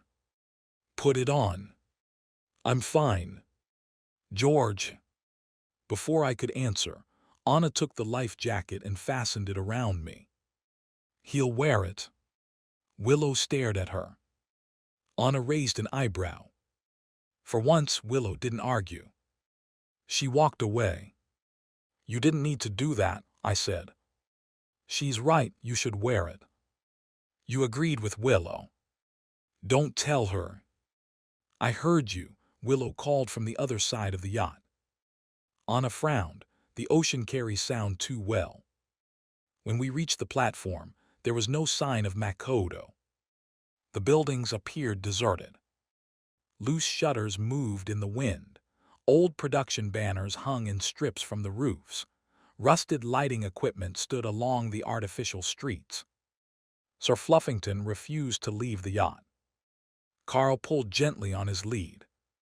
The Alpaca leaned backward. What's wrong with him? I asked. He senses danger, Carl said. A wooden board creaked nearby. Sir Fluffington leaped onto Carl, knocking him to the deck. He senses old wood, Anna said. We entered the central building without them. It had once served as the royal palace in the film. Dust covered the floor, but fresh footprints led through the hallway. Someone had been there recently. We followed them to a large room. A projector stood in the center. One chair faced a white screen. On the chair was an envelope with my name on it. Anna checked the room. Willow checked the windows. David remained near the door. I opened the envelope. Inside was a handwritten note. George, if you are reading this, then Makoto failed to keep you away. I'm sorry. You deserved the truth years ago, but the truth was the one thing I couldn't safely give you. Sit down and watch until the end. Mom, my hands began to shake. Anna took the note and read it. Is that her handwriting? Yes. Could someone copy it? Yes. Willow approached the projector. It's connected to a timer. A red light blinked. Then the projector switched on. My mother's face appeared on the screen. She looked older than I remembered. Thin, tired, but alive. Hello, George. My chest tightened. If you're watching this, you must have completed Midnight Harbor, or you are close enough that the people watching you have become desperate. The video had been recorded in that same room. My mother sat in the chair, now occupied by the envelope. 7 years ago, I discovered that your father was using film productions to hide illegal financial transactions. The budgets were inflated, and the excess money was moved through shell companies. Willow glanced at me. Heavenly moonlight. My screenplay was proof, my mother continued. I placed the names of the companies, account numbers, and transaction dates inside the story. Anna frowned, inside the screenplay. Not in the dialogue, my mother said, as though answering her. In the scene descriptions, the first word of every seventh paragraph forms a separate message. David pulled out his phone. I have the script. Don't open it here, Anna warned. On the screen, my mother continued. I planned to expose everything. Before I could, someone tried to kill me. My throat closed. The car accident was real, but I survived. The people responsible believed I died. A doctor helped me disappear before they could try again. She looked directly into the camera. I wanted to come home. Every day I wanted to see you, but your father's people were watching you. If they knew I was alive, they would use you to reach me. My father, the man who had attended my mother's funeral without shedding a single tear. The man who later claimed grief had made him distant. Anna's fingers closed around mine. Makoto found me 3 years ago, my mother said. Willow inhaled sharply. He wasn't working for your father, not then. He was stealing from him. Despite everything, a laugh nearly escaped me. That sounded like Makoto. He discovered the financial network and tried to blackmail the wrong people. I saved his life. In return, I gave him one task: keep you close to Willow. Willow went still. I believed Willow's company could protect you. I knew her family. I trusted her love for you. Pain crossed Willow's face. I told Makoto to become indispensable to Willow, discover who inside Lou Entertainment was working with your father, and make sure Midnight Harbor was completed. The missing pages contained the key needed to decode the evidence. The image flickered. What I didn't understand was how much Makoto enjoyed attention. He began exceeding his instructions. He created conflicts, sabotaged your relationship, and used the investigation to enrich himself. That sounds more accurate, Anna muttered. I tried to remove him, but by then, he had copies of the evidence. He threatened to expose me before your father could be arrested. My mother lowered her eyes. I made many mistakes, George. Trusting Makoto was one of them. Staying away from you for 7 years was another. Tears blurred my vision. But I never stopped loving you. The recording paused. For a moment, my mother simply looked at the camera. Then she said, "You were never supposed to find this place alone." Footsteps sounded behind us. Anna turned first. Willow reached inside her jacket. David backed against the wall. Makoto stood in the doorway. He wore a white tropical suit and carried a briefcase. "Good," he said. "You watched the video." Anna stepped in front of me. "Where is his mother?" "Safe. Take us to her." "I can't." Anna advanced. Makoto raised both hands. "I'm not your enemy. You kidnapped an alpaca. It was a professional disagreement. You stole $2 billion. I relocated it. You sabotaged George's career. To protect his life. You tore his poster." Makoto hesitated. "That was personal." Willow stepped forward. "Where is my money?" "In a secure account. You have 10 seconds to return it." "I needed it. To buy a yacht." That was an aspirational goal. Willow grabbed his collar. "Where is George's mother?" Makoto's frightened expression vanished. For a few seconds, I saw the man hidden beneath the childish act. Focused. Calculating. Exhausted. "She's on Black Reef Island," he said, "but if you go there now, she'll die." Chapter 1. Makoto opened the briefcase. Inside were the missing pages of Midnight Harbor. He placed them on a dusty table. George's father knows the film is nearly complete, he said. He knows the screenplay contains evidence, but he doesn't know how to decode it. Why not destroy it? David asked. He tried. Mrs. Wang created dozens of copies. My mother had always believed in backups. She once saved 14 versions of a grocery list.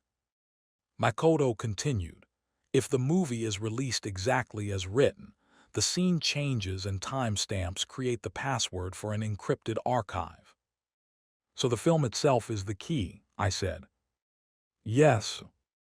Why did my mother give you the final pages? She didn't trust digital storage, and because nobody takes me seriously. That part worked, Anna said. Too well, Willow added. Makoto looked offended. You both believed I was harmless. You drank glue, Willow replied. I was maintaining my cover. You finished the container. I am committed to my work. Anna picked up the missing pages.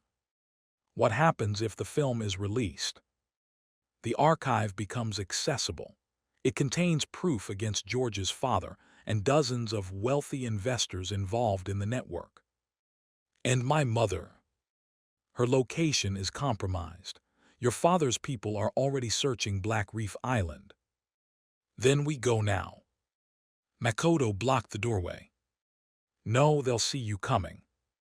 We have security. They have more. Anna took out her phone. I can request national police support.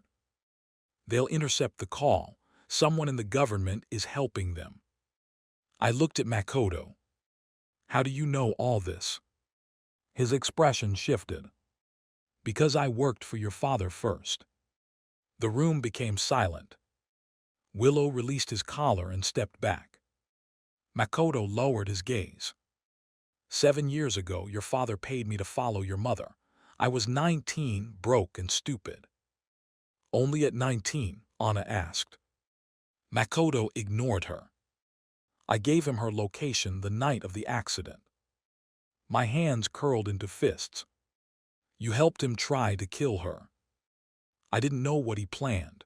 I thought he wanted evidence of an affair. Why? He told me she was meeting another man. And you believed him. Makoto looked embarrassed. He was very convincing. You've been pretending to act foolish, Willow said, but perhaps no pretending was necessary. That's hurtful. Anna stepped closer to him. Keep talking. After the crash, I realized what I had done. I followed the ambulance and helped the doctor move her before your father's men arrived. Since then, I've worked for her. To make yourself feel better, I asked. At first. And later. He looked at me. To keep you from making the same mistakes she made. What does that mean? Trusting people because you love them. His attention moved toward Willow. She flinched. I was instructed to keep you connected to her company, not destroy your engagement. I created problems to test her. Willow stared at him. You deliberately provoked me. You always chose me. The statement landed harder than any accusation. Makoto's voice held no teasing now. Every time I made a mistake, you defended me. Every time I insulted George, you blamed him. I kept expecting you to recognize what I was doing. Willow's face drained of color. You ruined us. No, I gave you opportunities to decide what kind of person you wanted to be. Willow looked at me. I didn't look away. Makoto was responsible for his schemes. But he hadn't forced Willow to dismiss my achievements or treat my pain as an inconvenience. That had been her choice. Makoto turned toward Anna. You were different. Anna raised an eyebrow. I tried to make you abandon him too. When? I arranged the rumor that George was secretly dating his co-star. You mean Claire? Yes. Claire is his cousin. I didn't know that. George spent 1 hour explaining their family tree to the press. It was a complicated family tree. Anna crossed her arms. I knew the story was false because George always looks terrified when a woman flirts with him. I do not. All three of them looked at me. I reconsidered, perhaps slightly uncomfortable. Makoto continued. Anna defended him even when doing so risked her contracts. She passed every test. Anna's expression turned smug. Willow looked ready to throw him through a window. I stepped between them. What mistake did you make? Makoto pointed to the briefcase. I stole the missing pages from Black Reef Island without knowing they contained a tracking device. A red light began blinking inside the case. Anna looked down. Makoto smiled nervously. That mistake. An alarm sounded somewhere outside. Willow ran to the window. 3 speedboats were approaching the platform. Men dressed in black stood on their decks. Anna looked at Makoto. You led them here. Technically, the suitcase did. Your competence lasted 7 minutes, David said. That may be a personal record, Willow added. Makoto grabbed the screenplay pages. We need to leave. We arrived by yacht, I said. They already blocked it. The sound of an engine came from behind the palace. Everyone turned. A small production boat was tied to the platform. It looked ancient. The word lifeboat had been painted on its side. Makoto pointed toward it. That's our only option. Anna looked at the approaching speedboats. Then at the old vessel. Then at me. I knew I should have brought the helicopter. You packed a grand piano instead, Willow said. There was limited space. We ran toward the boat. Halfway down the artificial street, Sir Fluffington appeared from behind a building. Carl chased him. Stop, you don't have water insurance. How did they get off the yacht? I shouted. Sir Fluffington jumped onto the platform, Carl answered. I followed him. The Alpaca raced toward us. Makoto saw him and panicked. Keep that beast away from me. Sir Fluffington lowered his head and charged. Makoto screamed. Instead of attacking him, the Alpaca struck the briefcase with his shoulder. It flew from Makoto's hand, landed on the wooden walkway and broke open. The tracking device rolled across the boards. Sir Fluffington stepped on it. There was a crunch. The red light went out. Everyone stared at the Alpaca. Carl raised both fists. He's a detective. Sir Fluffington chewed one of the missing screenplay pages. I snatched it from his mouth. A detective would not eat the evidence. He's still learning, Carl said. The approaching boats changed direction. Without the tracking signal, they no longer knew precisely where we were on the sprawling platform. Makoto stared at Sir Fluffington. You saved us. The Alpaca spat on his white suit. Don't become emotional, Anna said. Chapter 16. We escaped aboard the old production boat. It moved at the speed of a determined bathtub. Anna stood beside the engine, criticizing it personally. Can this thing go faster? The captain, an elderly set caretaker we had discovered sleeping below deck, shook his head. Not unless the wind becomes supportive. Behind us, the armed speedboats searched the floating city. Ahead stood Black Reef Island. Makoto insisted we couldn't go there, but the approaching storm left us no choice. The old boat could not survive the open ocean. We reached the island shortly before sunset. A narrow path led from the beach into the forest. Makoto guided us toward a house hidden behind the trees. My heart pounded harder with every step. At the edge of the clearing, he stopped. She may not be there. You said she was, Anna replied. I said she lived here. She has several evacuation points. Then why did we risk coming? Because George would have come with or without me. He was right. The house appeared empty. The front door stood open. Inside, a pot of tea remained warm. Someone had left recently. "Mom," I called. No answer. We searched every room. The final bedroom contained photographs covering the walls. Photographs of me. At school. At university. On film sets. At award ceremonies. Some were taken from news articles. Others were private. There were letters on the desk, all addressed to me. None had been sent. Anna opened a cabinet. Inside were recordings of every film I had made. My mother had written notes on the cases. George's first leading role, he looks too thin. His second award nomination, the judges were clearly wrong. His comedy, he should make more of these. I pressed a hand over my mouth. She had been watching. She had been with me from a distance, even when I thought she was gone. "George," Anna said softly. A floorboard creaked behind us. A woman stood in the doorway. Silver threaded through her dark hair. A scar ran from her temple to her jaw. But I knew her eyes. I had seen them every morning in the mirror. "Mom." Her lips trembled. "My boy." I crossed the room before I realized I was moving. She wrapped her arms around me. For a few seconds, I was no longer an actor, a former fiancé, or a man caught in an international financial conspiracy. I was a child again. I held on to my mother and cried. She cried too. "I'm sorry," she whispered. "I'm so sorry."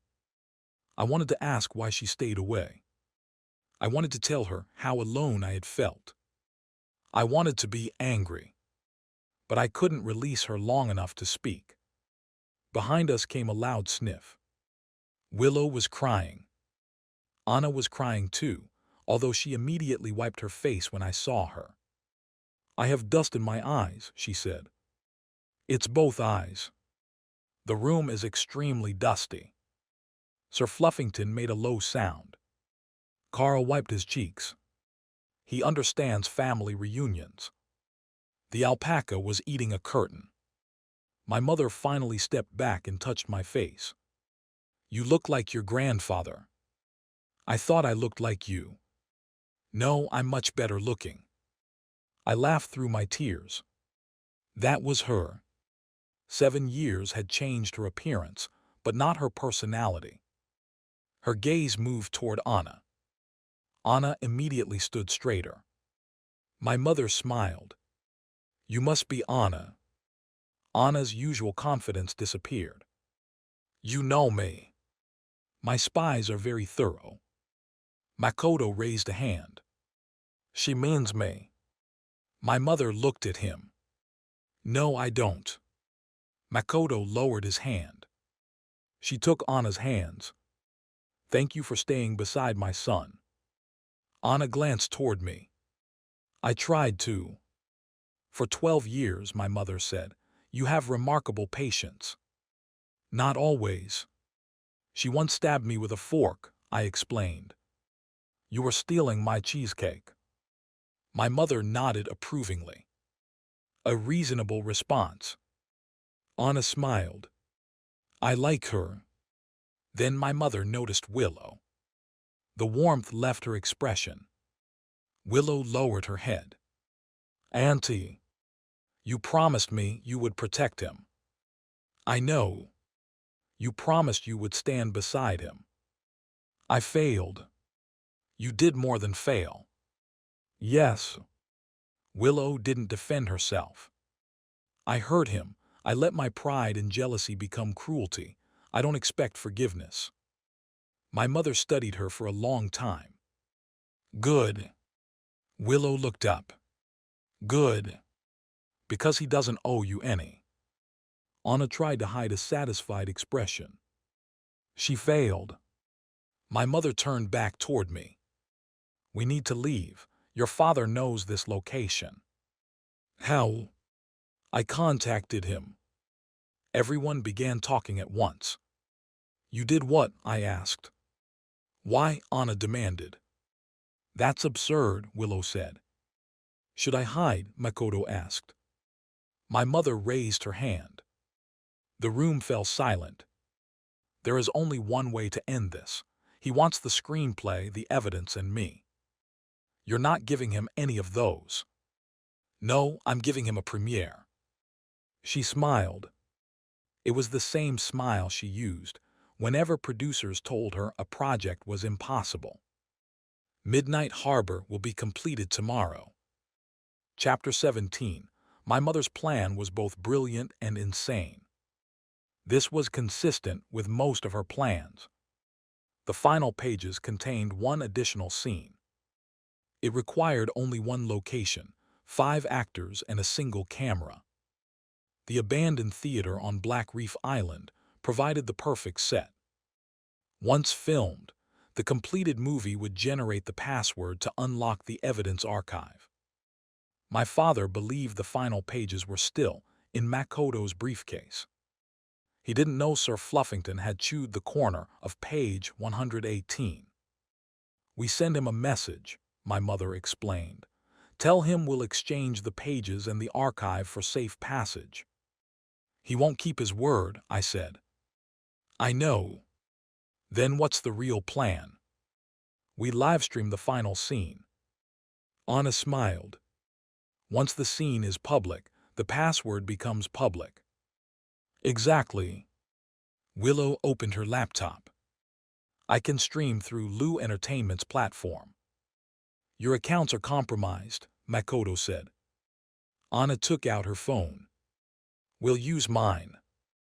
Makoto shook his head, too obvious. Carl raised his hand. Everyone looked at him. We can stream through Sir Fluffington's account. The room became quiet.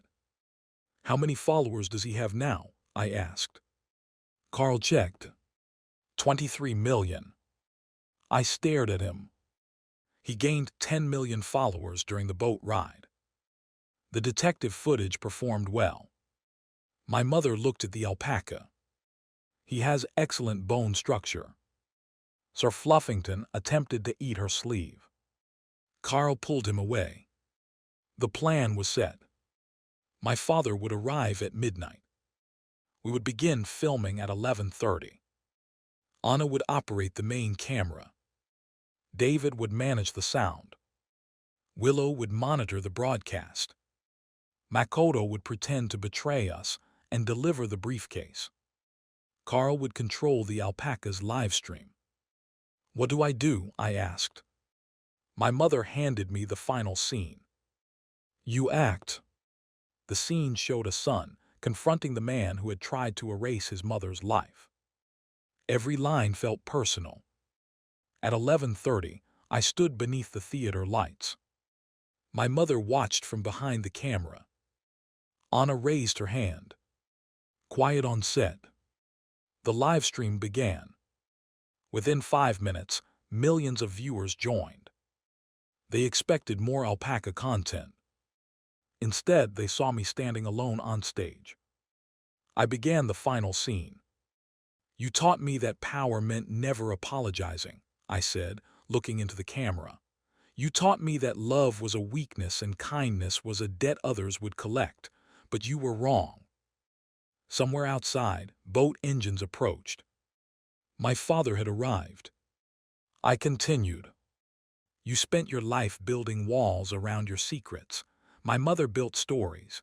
You believed walls were stronger. The theater doors opened.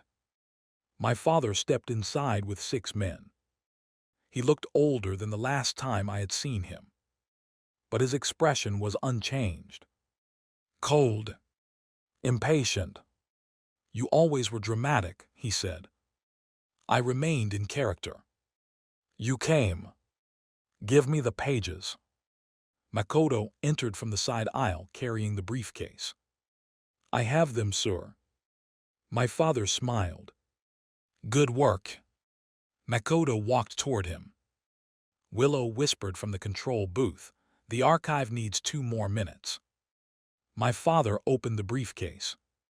Inside were blank sheets of paper. His smile disappeared. Makoto shrugged. Printing error. My father's men reached inside their jackets. Anna kept the camera rolling. Now, my mother said. The theater screen lit up. Files began appearing. Bank records. Company names. Payment authorizations. Recordings of secret meetings. Photographs. Everything was streaming live to 23 million people through an Alpaca's social media account. My father stared at the screen. What have you done? My mother stepped onto the stage. Finished my story. For the first time, fear entered his face. You're dead. I received conflicting medical advice. His men moved forward. Police sirens sounded outside. Anna's security team entered through the side doors. National investigators followed them. My father looked around wildly. How? Willow lifted her phone from the control booth. I pretended Lou Entertainment's accounts were compromised. Makoto smiled. I pretended to steal $2 billion. Willow turned toward him. You did steal it. I was going to return most of it. Most.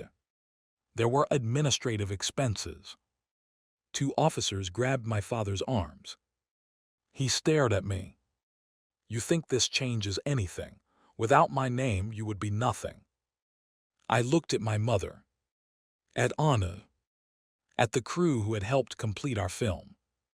Then I looked back at him. I spent years believing that. I removed the microphone from my jacket. But this is my final scene with you. The police led him away. The theater erupted in applause. Online, the livestream passed 30 million viewers. Sir Fluffington walked onto the stage and stood beside me. He looked directly into the camera. Then he spat on Makoto. The viewer count jumped to 32 million. Chapter 18. The next morning, the island was finally quiet. My father and his associates were in custody. The evidence archive had been copied by investigators. Willow's missing $2 billion had been recovered. Makoto had returned all of it except for $43. What happened to the $43? Willow asked. Airport snacks. You stole $2 billion and spent 43. I was under stress. My mother agreed to return home with me after completing her statements. Willow prepared to leave separately. Before boarding her plane, she approached me. I'm glad you found her. Thank you. I'm also glad Anna stayed beside you. I raised an eyebrow.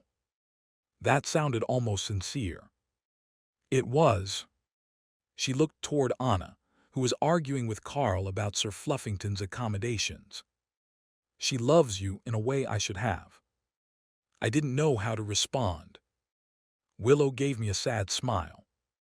I kept believing love meant you would always wait for me. I used your patience as permission to hurt you. I did wait. I know. She looked down. That's what makes it worse. Willow, I hope you find peace. But not with you. No. She nodded. I understand. For the first time since our breakup, I believed she did. She walked toward her plane without looking back. Makoto tried to follow her. Willow turned. Where do you think you're going? Home. You're under investigation. But I returned the money. You stole an alpaca. I borrowed him. You also destroyed company property, falsified financial records, committed identity fraud, and listed yourself as my husband on our dental plan. I needed a cleaning. Two officers escorted him toward another aircraft. Makoto looked at me. George, help me. You implemented a test to determine whether the people around me were trustworthy. Yes. This is my test for you. What am I supposed to do? Face the consequences. That's not a fun test. He disappeared into the plane. Anna walked up beside me. You're smiling. It has been an unusual week. Understatement. Did you really bring a wedding dress? Her face changed. No. I saw the garment bag. It could contain anything. Does it? No. We walked toward the beach. Sir Fluffington followed at a safe distance, accompanied by Carl. I took Anna's hand. You asked me a question. When? With the sign. That was the alpaca. The words were yours. She stopped. George, you don't have to answer. Everything happened too quickly. Your mother just returned. Your father was arrested. Your ex-fiancée conducted an undercover operation, so unconvincing that she accidentally became emotionally attached to her own suspect. And you purchased an island. That was unrelated. You also purchased engagement rings. I can return them. No. Anna became silent. I faced her. I'm not ready to get married today. She nodded, trying to hide her disappointment. But I continued, I want to follow your schedule. What? 1 year of dating, 6 months engaged, then the spring wedding. Her eyes widened. You remember. You told me during breakfast. You often forget what people tell you. I don't forget everything. Just romantic declarations. Historically, yes. She laughed. I took both her hands. I spent years thinking love had to be earned by patience, sacrifice, and proving I was worthy. You made me understand that the right person doesn't ask you to suffer for their attention. Tears appeared in her eyes. So my answer is yes. To marriage. To the schedule. That is not the same answer. It's a long-term yes. How long-term? Forever if you'll accept me. She wrapped her arms around my neck and kissed me. This time no phone rang. No one interrupted. Not even the alpaca. When we finally separated, Anna smiled against my lips. You're still behind schedule. By how much? 9 years. I'll catch up. Sir Fluffington made a loud noise behind us. We turned. Carl was holding up a new sign.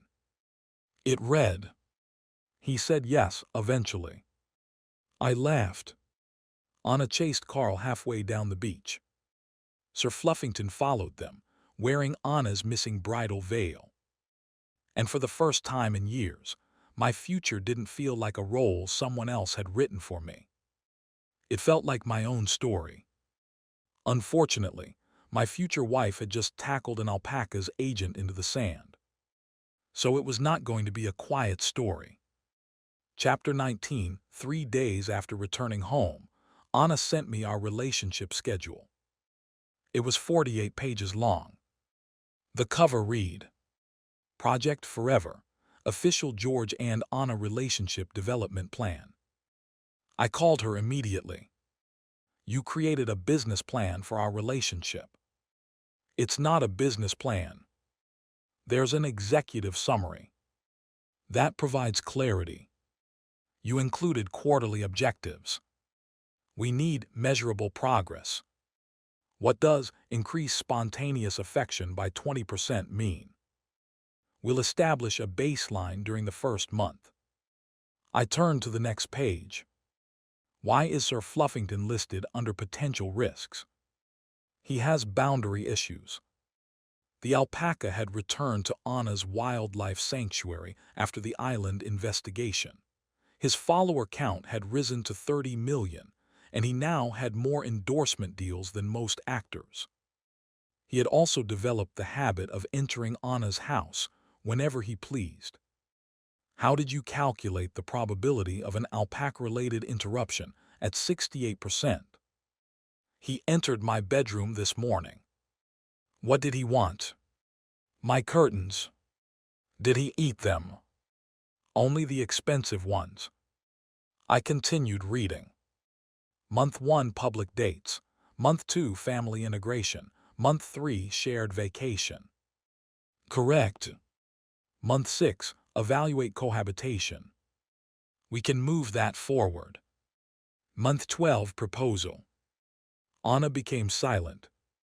I thought you already proposed. The alpaca proposed. Using your words. His delivery lacked elegance. You tied the sign to him. He was supposed to walk slowly through the film studio. Nobody told him the gate was open. I reached the final page. There was a chart comparing possible wedding dates, weather patterns, flower availability, and my filming schedule. You've selected April 17th. It has the lowest rainfall probability. Anything else? You first held my hand on April 17th. I stopped teasing her. I hadn't remembered the date. On ahead. It happened during our first film, she explained. We had to run through the forest and I slipped. I caught you. You refused to release my hand after the director called cut. I thought the ground was dangerous. It was completely flat. There were roots. There were no roots. Potential roots. She laughed softly. So, she asked, what do you think of the plan? I think it's terrifying. Oh. And very thoughtful. Thoughtful. You remembered things I didn't know mattered. They mattered to me. I looked at the absurdly detailed document again. Do we have to follow all 48 pages? No, I suppose we can improvise. That sounds painful for you. Extremely. Let's begin tonight. With what? A spontaneous date. Where? I haven't decided. What should I wear? I don't know. What time? I don't know. Will there be cameras? Hopefully not. What type of food? I smiled. You're struggling already. I dislike this plan. You just said we could improvise. I've reconsidered. That evening, I took her to the smallest noodle restaurant in my childhood neighborhood. There were no private rooms, string quartets, rose petals, or signs about forever. Just 8 tables, plastic chairs, and an elderly owner who recognized me immediately. You're the actor boy, she said. I'm 32. You're still too thin. She looked at Anna. And you're the angry actress. Anna blinked, angry. You're always shouting at him on television. Those are dramatic performances. The woman waved dismissively. Whatever you call it, sit down. We ate noodles, while people outside slowly noticed us through the window. Anna kept glancing toward the door. Are you worried about reporters? I asked. No. Fans? No. Sir Fluffington. Always. I reached across the table and took her hand. She looked down at our fingers. No cameras, I said.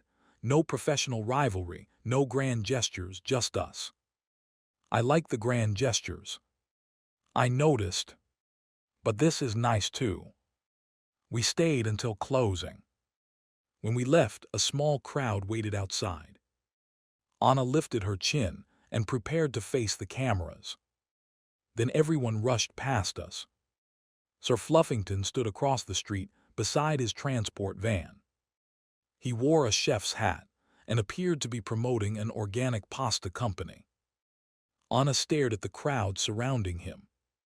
We were just ignored for an alpaca. It's refreshing. He ate my curtains. Artists are complicated. Chapter 20. Makoto's criminal investigation lasted 4 months. He faced charges involving theft, fraud, kidnapping, falsified records, and the illegal use of Willow's company dental plan. The Alpaca kidnapping charge received the most media attention. Makoto accepted a plea agreement after investigators recovered the stolen funds and confirmed that, despite his dramatic claims, he had helped protect my mother. He was sentenced to several years in prison. His attorney requested a private facility, arguing that Makoto was emotionally unsuited to criticism, discomfort, and meals lacking decorative garnish. The judge denied the request. 2 weeks later, Makoto began hosting a cooking program from the prison cafeteria. The show was called Cooking Without Freedom. Nobody understood how he received permission. Its first episode featured Makoto attempting to prepare vegetable soup. He added the vegetables before washing them. He forgot to turn on the stove. Then he realized he had been standing in the laundry room instead of the kitchen. The episode received 6 million views. In the second episode, he tried to bake bread, but accidentally produced a brick strong enough to damage a cafeteria table. The prison maintenance department ordered 12 more. By the 5th episode, he had gained 3 million followers. I discovered this while visiting my mother. She was sitting in my kitchen, watching Makoto on a tablet. On screen, Makoto held up a burned object. "Today," he announced, "we are making chocolate cake." A man behind him said, "That's meatloaf." Makoto stared at the object. The camera zoomed in. He whispered, "We have made a serious mistake." My mother laughed. "You're watching his program. He's entertaining. He helped my father follow you. He was 19 and foolish. He stole $2 billion. He returned it. He kidnapped an alpaca. He apologized. You're defending him." "No, I'm enjoying his suffering." On screen, a fire alarm sounded. Prisoners ran through the cafeteria, while Makoto tried to save his meatloaf cake. My mother increased the volume. "He deserves everything happening to him," she said, "but this is excellent television." Anna entered carrying several wedding magazines. She stopped when she saw the screen. "Why are we watching him?" "Research," my mother answered. "For what?" "How not to select a caterer." Anna placed the magazines on the table. "Speaking of catering, we need to choose between the French chef, the Italian chef, and the chef who prepared last year's royal banquet." "Which do you prefer?" I asked. "All three. For one wedding. The guests need options." "How many guests are we having?" 200. My mother coughed. Anna looked away. "Approximately." "How approximately?" 200 to 3,000. I stared at her. "That isn't an approximate range, that's an invasion. People are interested. It's our wedding." "I know. Why would 3,000 people attend?" "Industry colleagues, family friends, international guests, sponsors." Anna closed the magazine. Sir Fluffington's representatives approached me. "No." They offered to cover the floral budget. "No." In exchange, the alpaca would walk down the aisle. "No." He would carry the rings. "Absolutely not." My mother looked thoughtful. "It would be memorable." He ate the evidence in a criminal investigation. "Only one corner," she said. Anna opened another magazine. "He already has formal wear." I pointed at her. "You've been planning this." I rejected the first 3 tuxedo designs. How many designs are there? 7. I picked up my phone. Who are you calling? A lawyer. Anna looked alarmed. Why? To make sure an alpaca cannot legally become our best man. The kitchen tablet made a loud crashing sound. We turned. Makoto stood in the prison cafeteria, covered in flour. Behind him, a large banner fell from the ceiling. It read, "Congratulations, George and Anna. Please invite me to the wedding." Anna switched off the tablet. He's not invited. Chapter 21. While Anna and I prepared for our wedding, Willow disappeared from public life. She resigned temporarily as CEO of Lou Entertainment and spent several months cooperating with investigators. The company survived, but Willow sold several properties to repay investors affected by the scandal.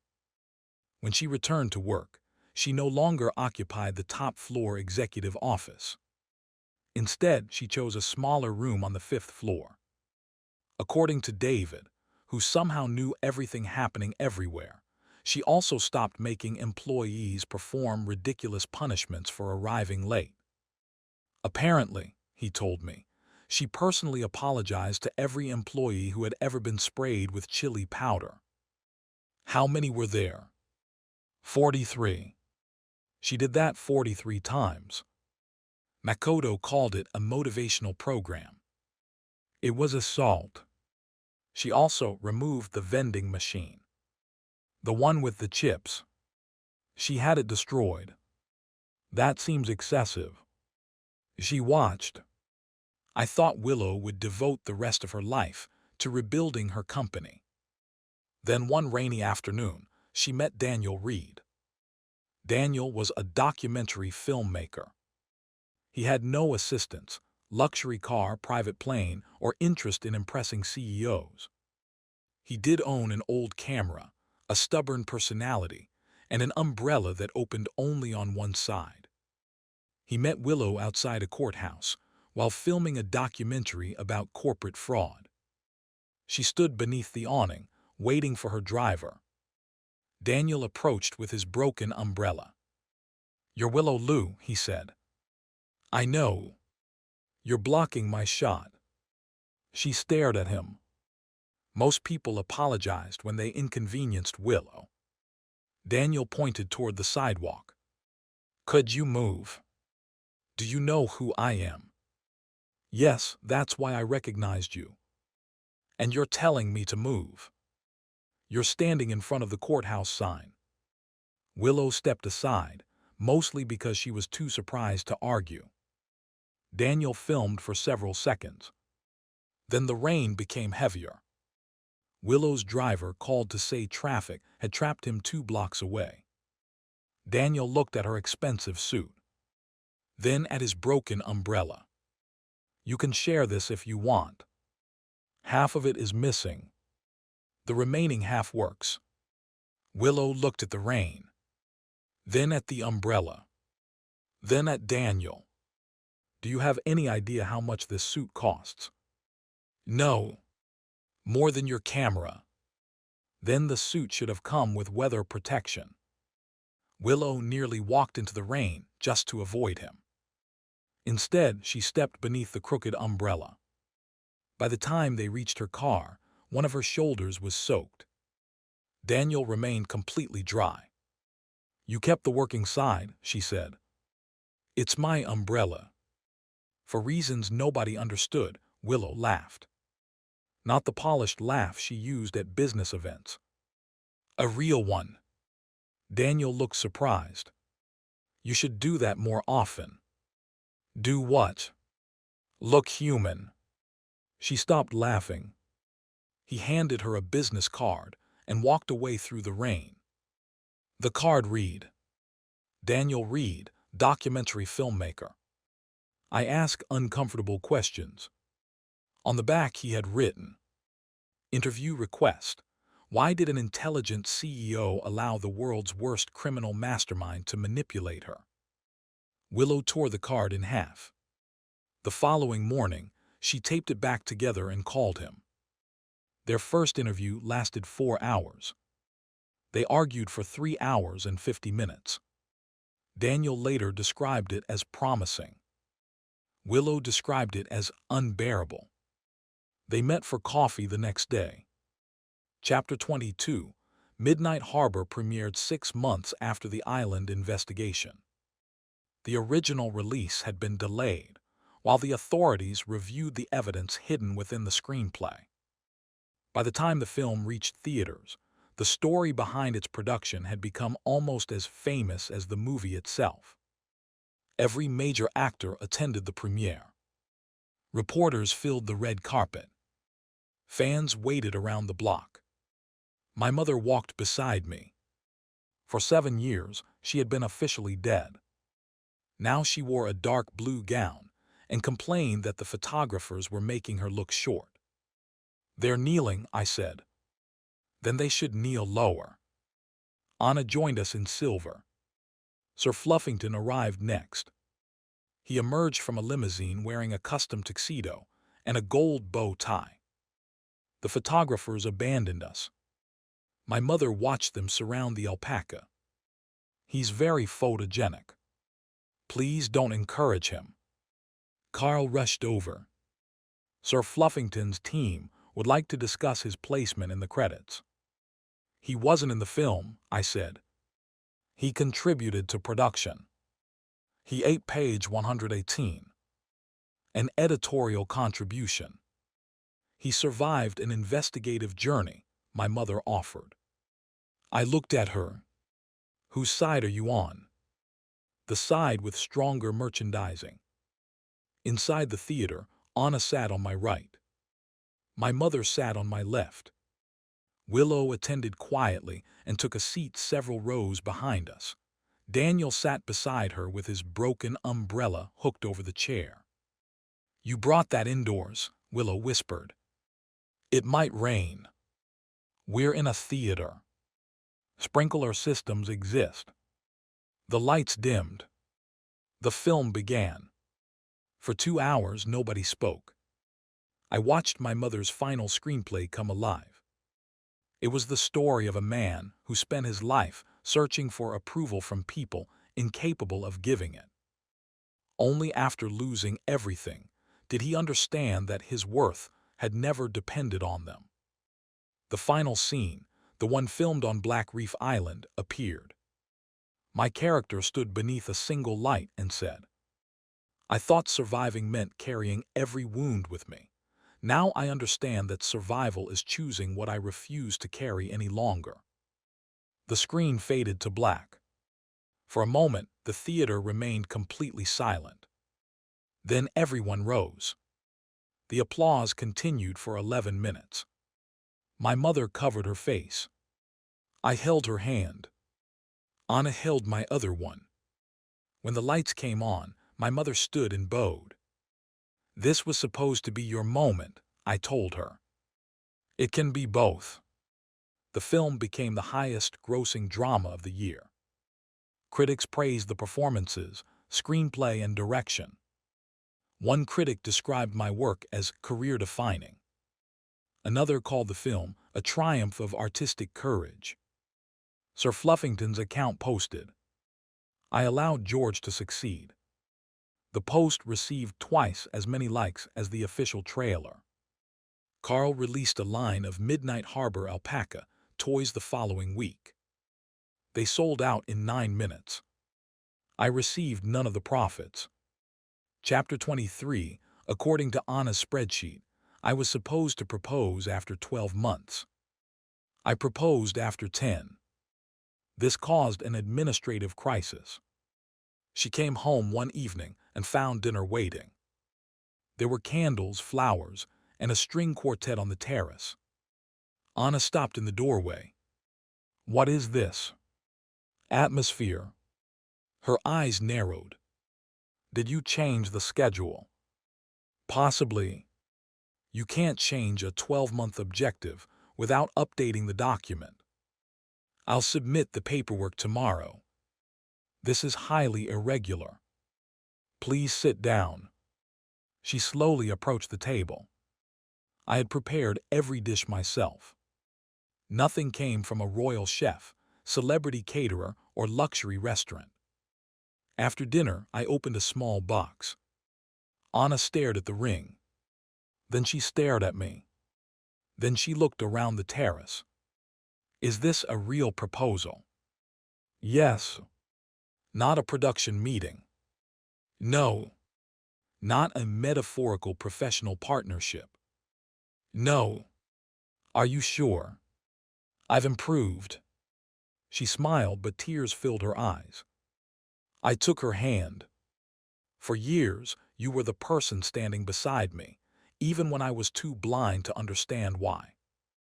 You challenged me, protected me, irritated me, funded me, painted me, and purchased unnecessary land for me. The island was necessary. We'll discuss that later. It has increased in value. On it.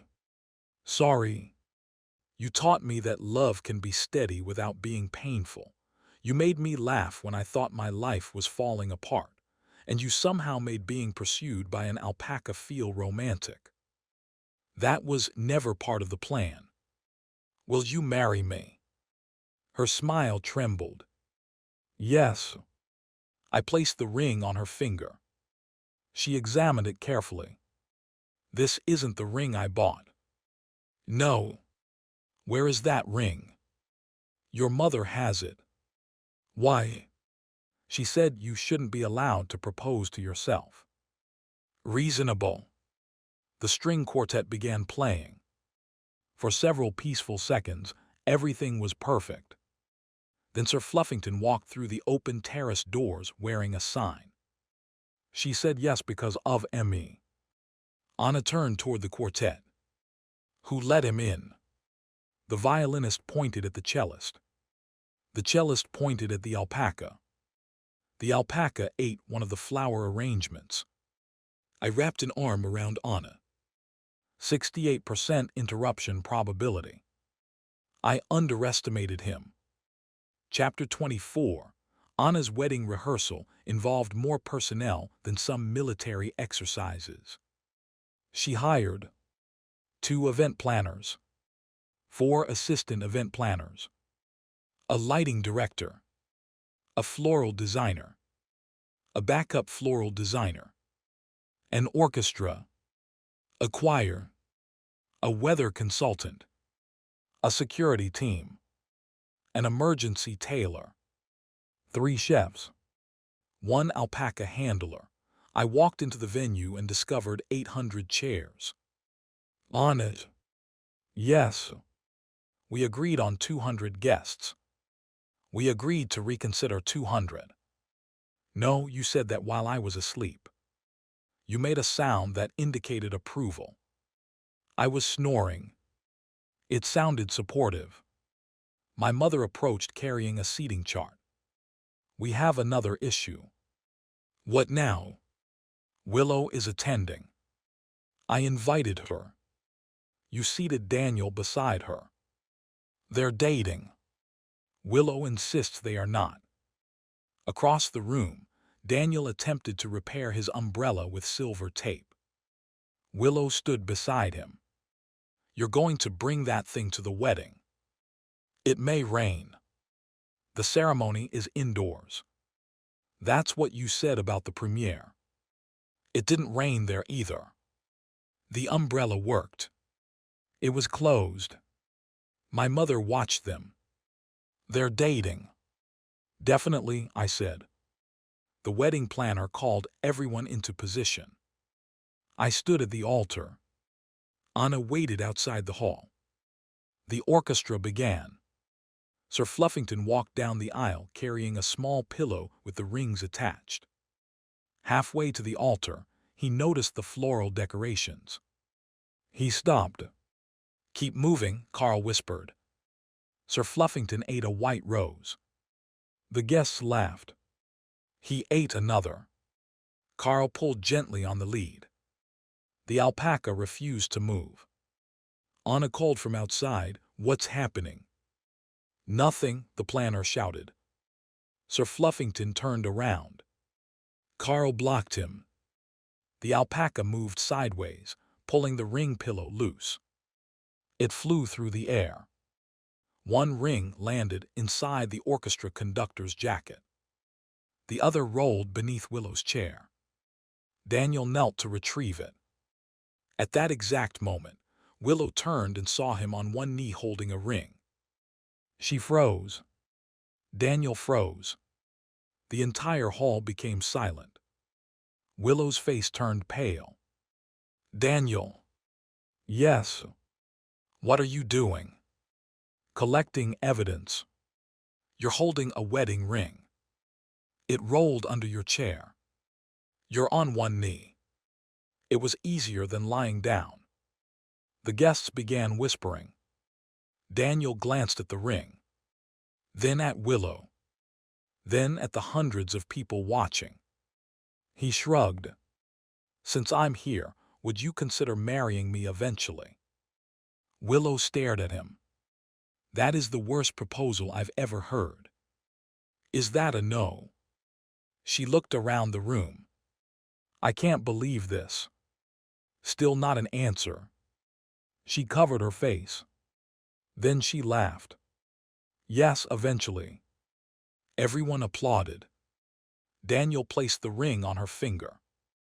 The wedding planner screamed. That is not her ring. Daniel removed it quickly. Write evidence. Anna stormed into the hall. The rehearsal has been delayed for 20 minutes. What happened? Willow is engaged, I said. I am not officially engaged, Willow answered. Daniel looked disappointed. She said eventually, he explained. Anna stared at them. Then at the alpaca. Then at the missing rings. The animal is removed from the ceremony. Sir Fluffington ate the corner of the seating chart. My mother scratched his head. He's only nervous. He has destroyed the rehearsal. Perhaps he needs a larger role. Anna looked horrified. I began laughing. Soon everyone else joined me. Even Anna eventually surrendered. Fine, she said, he can attend. Carl smiled, as best man. As a guest. Guest of honor. Guest. Featured guest. Carl. Guest is excellent. Chapter 25. Our wedding took place on April 17th. Anna's weather consultant predicted clear skies. At 7 that morning, the largest storm of the season appeared unexpectedly off the coast. By 9, heavy rain hammered the venue. By 10, water began rising around the entrance. At 10:30, the wedding planner entered Anna's dressing room with the expression of someone delivering news about the end of civilization. We need to postpone. Anna stood in her wedding dress. No. The road is flooding. Use boats. The guests can't arrive. Use larger boats. The outdoor photography area has blown away. We have other walls. The orchestra is trapped across town. We'll play recorded music. The flowers are underwater. Flowers enjoy water. I entered the room. Tradition supposedly prohibited the groom from seeing the bride before the ceremony. At that point, tradition had already lost several arguments. Anna looked at me. We are not canceling. I know. I waited 12 years. I know. I purchased 3 wedding dresses. You said there was one. The others were backups. Of course. She clenched her hands. Everything was supposed to be perfect. I stepped closer. It already is. The venue is flooding. You're here. The guests are trapped. My mother is downstairs arguing with the emergency services. The flowers are gone. We still have the plastic ones Sir Fluffington advertised. She stared at me. You want artificial alpaca-sponsored flowers. I want to marry you. Her eyes filled with tears. Before she could answer, Carl ran into the room. "We have transportation." Outside, a line of vehicles moved through the flooded street. Not cars. Amphibious tour buses. The first one carried my mother, David, and half the wedding party. The second contained the orchestra. The third carried guests in formal clothes and bright orange life jackets. At the front of the procession stood Sir Fluffington on a rescue platform, wearing a yellow raincoat. Anna stared through the window. "Why is he leading them?" "He has 38 million followers," Carl said. "Emergency services recognized him." Within an hour, every guest reached the venue safely. The ceremony moved to the hotel's upper ballroom. We used artificial flowers. The orchestra played in damp formal wear. Several guests kept their life jackets on. Sir Fluffington sat in the front row between Carl and my mother. Anna walked down the aisle. The first time I saw her, I forgot about the storm. I forgot the crowd. I forgot the cameras. There was only Anna. The woman I once believed hated me. The woman who had loved me through every foolish misunderstanding. When she reached me, she took my hands. "You're staring," she whispered. "I'm noticing you." "Good answer." The officiant began. "George Wong, do you take Anasu?" "Yes." The guests laughed. The officiant smiled. "I haven't finished. I've made her wait long enough." Anna squeezed my hands. The officiant turned toward her. "Anasu, do you take George Wong?" "Yes." "I still haven't finished. I waited 12 years. I know my answer." The ballroom filled with laughter and applause. We exchanged rings. The correct rings this time. When the officiant pronounced us married, the storm outside began to clear. Sunlight appeared through the ballroom windows. Anna looked over my shoulder. Her expression changed. "What?" I turned. Sir Fluffington had climbed onto the wedding cake table. "Carl," Anna said quietly. The alpaca lowered his head toward the 6-tier cake. "Carl." He took one bite. "Carl." The cake tilted. Carl lunged. The tablecloth moved. The cake slid across the table, flew over the edge, and landed directly on Makoto. Nobody moved. Makoto stood in the doorway wearing a prison-issued formal uniform and covered from head to toe in white frosting. 2 correctional officers stood beside him. He slowly wiped cake from his eyes. "I came to deliver a wedding gift." Anna stared at him. "You escaped." "No, temporary supervised release." "Why?" "My cooking show was nominated for an award." One of the officers shrugged. "The prison director is a fan." Makoto held out a wrapped box. I opened it carefully. Inside was the missing $43. A note read, "For your honeymoon, try not to spend it all in one place." I started laughing. Anna tried not to. She failed. Makoto pointed at Sir Fluffington. "He attacked me again." The alpaca stepped off the table. Makoto moved behind an officer. "Keep him away." Sir Fluffington calmly walked past him and stood beside Anna and me. Photographers captured the moment. The image showed Anna and me in wedding clothes. Makoto covered in cake. Willow laughing beside Daniel. My mother holding a slice rescued from the floor. David wearing a life jacket over his suit. Sir Fluffington standing proudly in the center. It became the most famous photograph of the year. Carl sold the image rights. Again, I received none of the profits.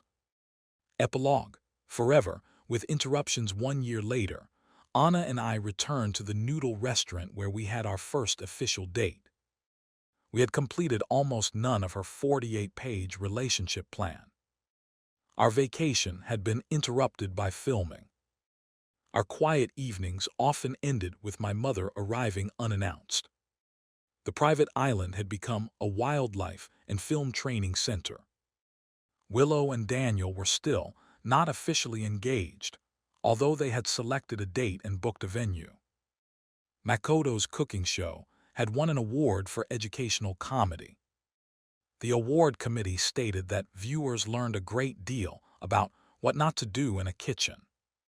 Sir Fluffington had 45 million followers, a clothing line, a children's book, and a minor role in an upcoming family film.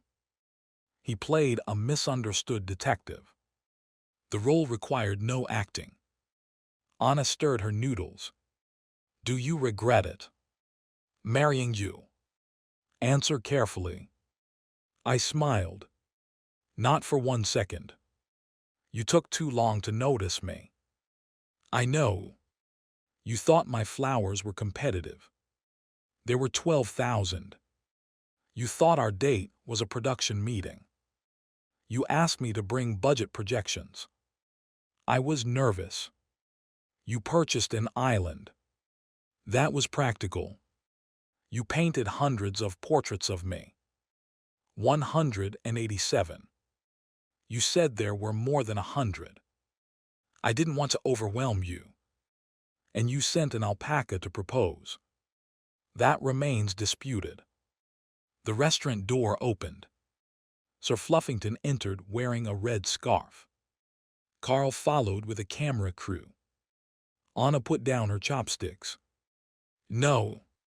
Carl smiled nervously. We're filming a documentary about Sir Fluffington's role in your romance. He had no role. The alpaca walked to our table. A sign hung from his neck. You're welcome. I laughed. Anna tried to remove the sign. Sir Fluffington moved away. She followed him between the tables. Carl followed Anna. The camera crew followed Carl. The restaurant owner stepped out of the kitchen, took one look at the scene and shook her head. The angry actress is shouting again. She's happy, I said. Anna stopped chasing the alpaca long enough to look at me. Despite the chaos, she smiled. And I smiled back. For years, I had believed my life was a tragedy about loving the wrong person. I had been mistaken. It was a comedy about failing to notice the right one. Fortunately, Anna had been patient, extremely persistent, and wealthy enough to purchase increasingly impossible romantic hints. She walked back to the table and took my hand. Ready to go home. Always. Together we stepped outside.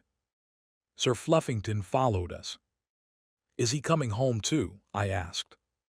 No. The alpaca climbed into our car. Anna closed her eyes. I opened the opposite door. 68%. 95, she said. We drove home together. An actor, an actress, and the world's most intrusive alpaca toward whatever ridiculous interruption waited next. And this time, I knew exactly who loved me. The end.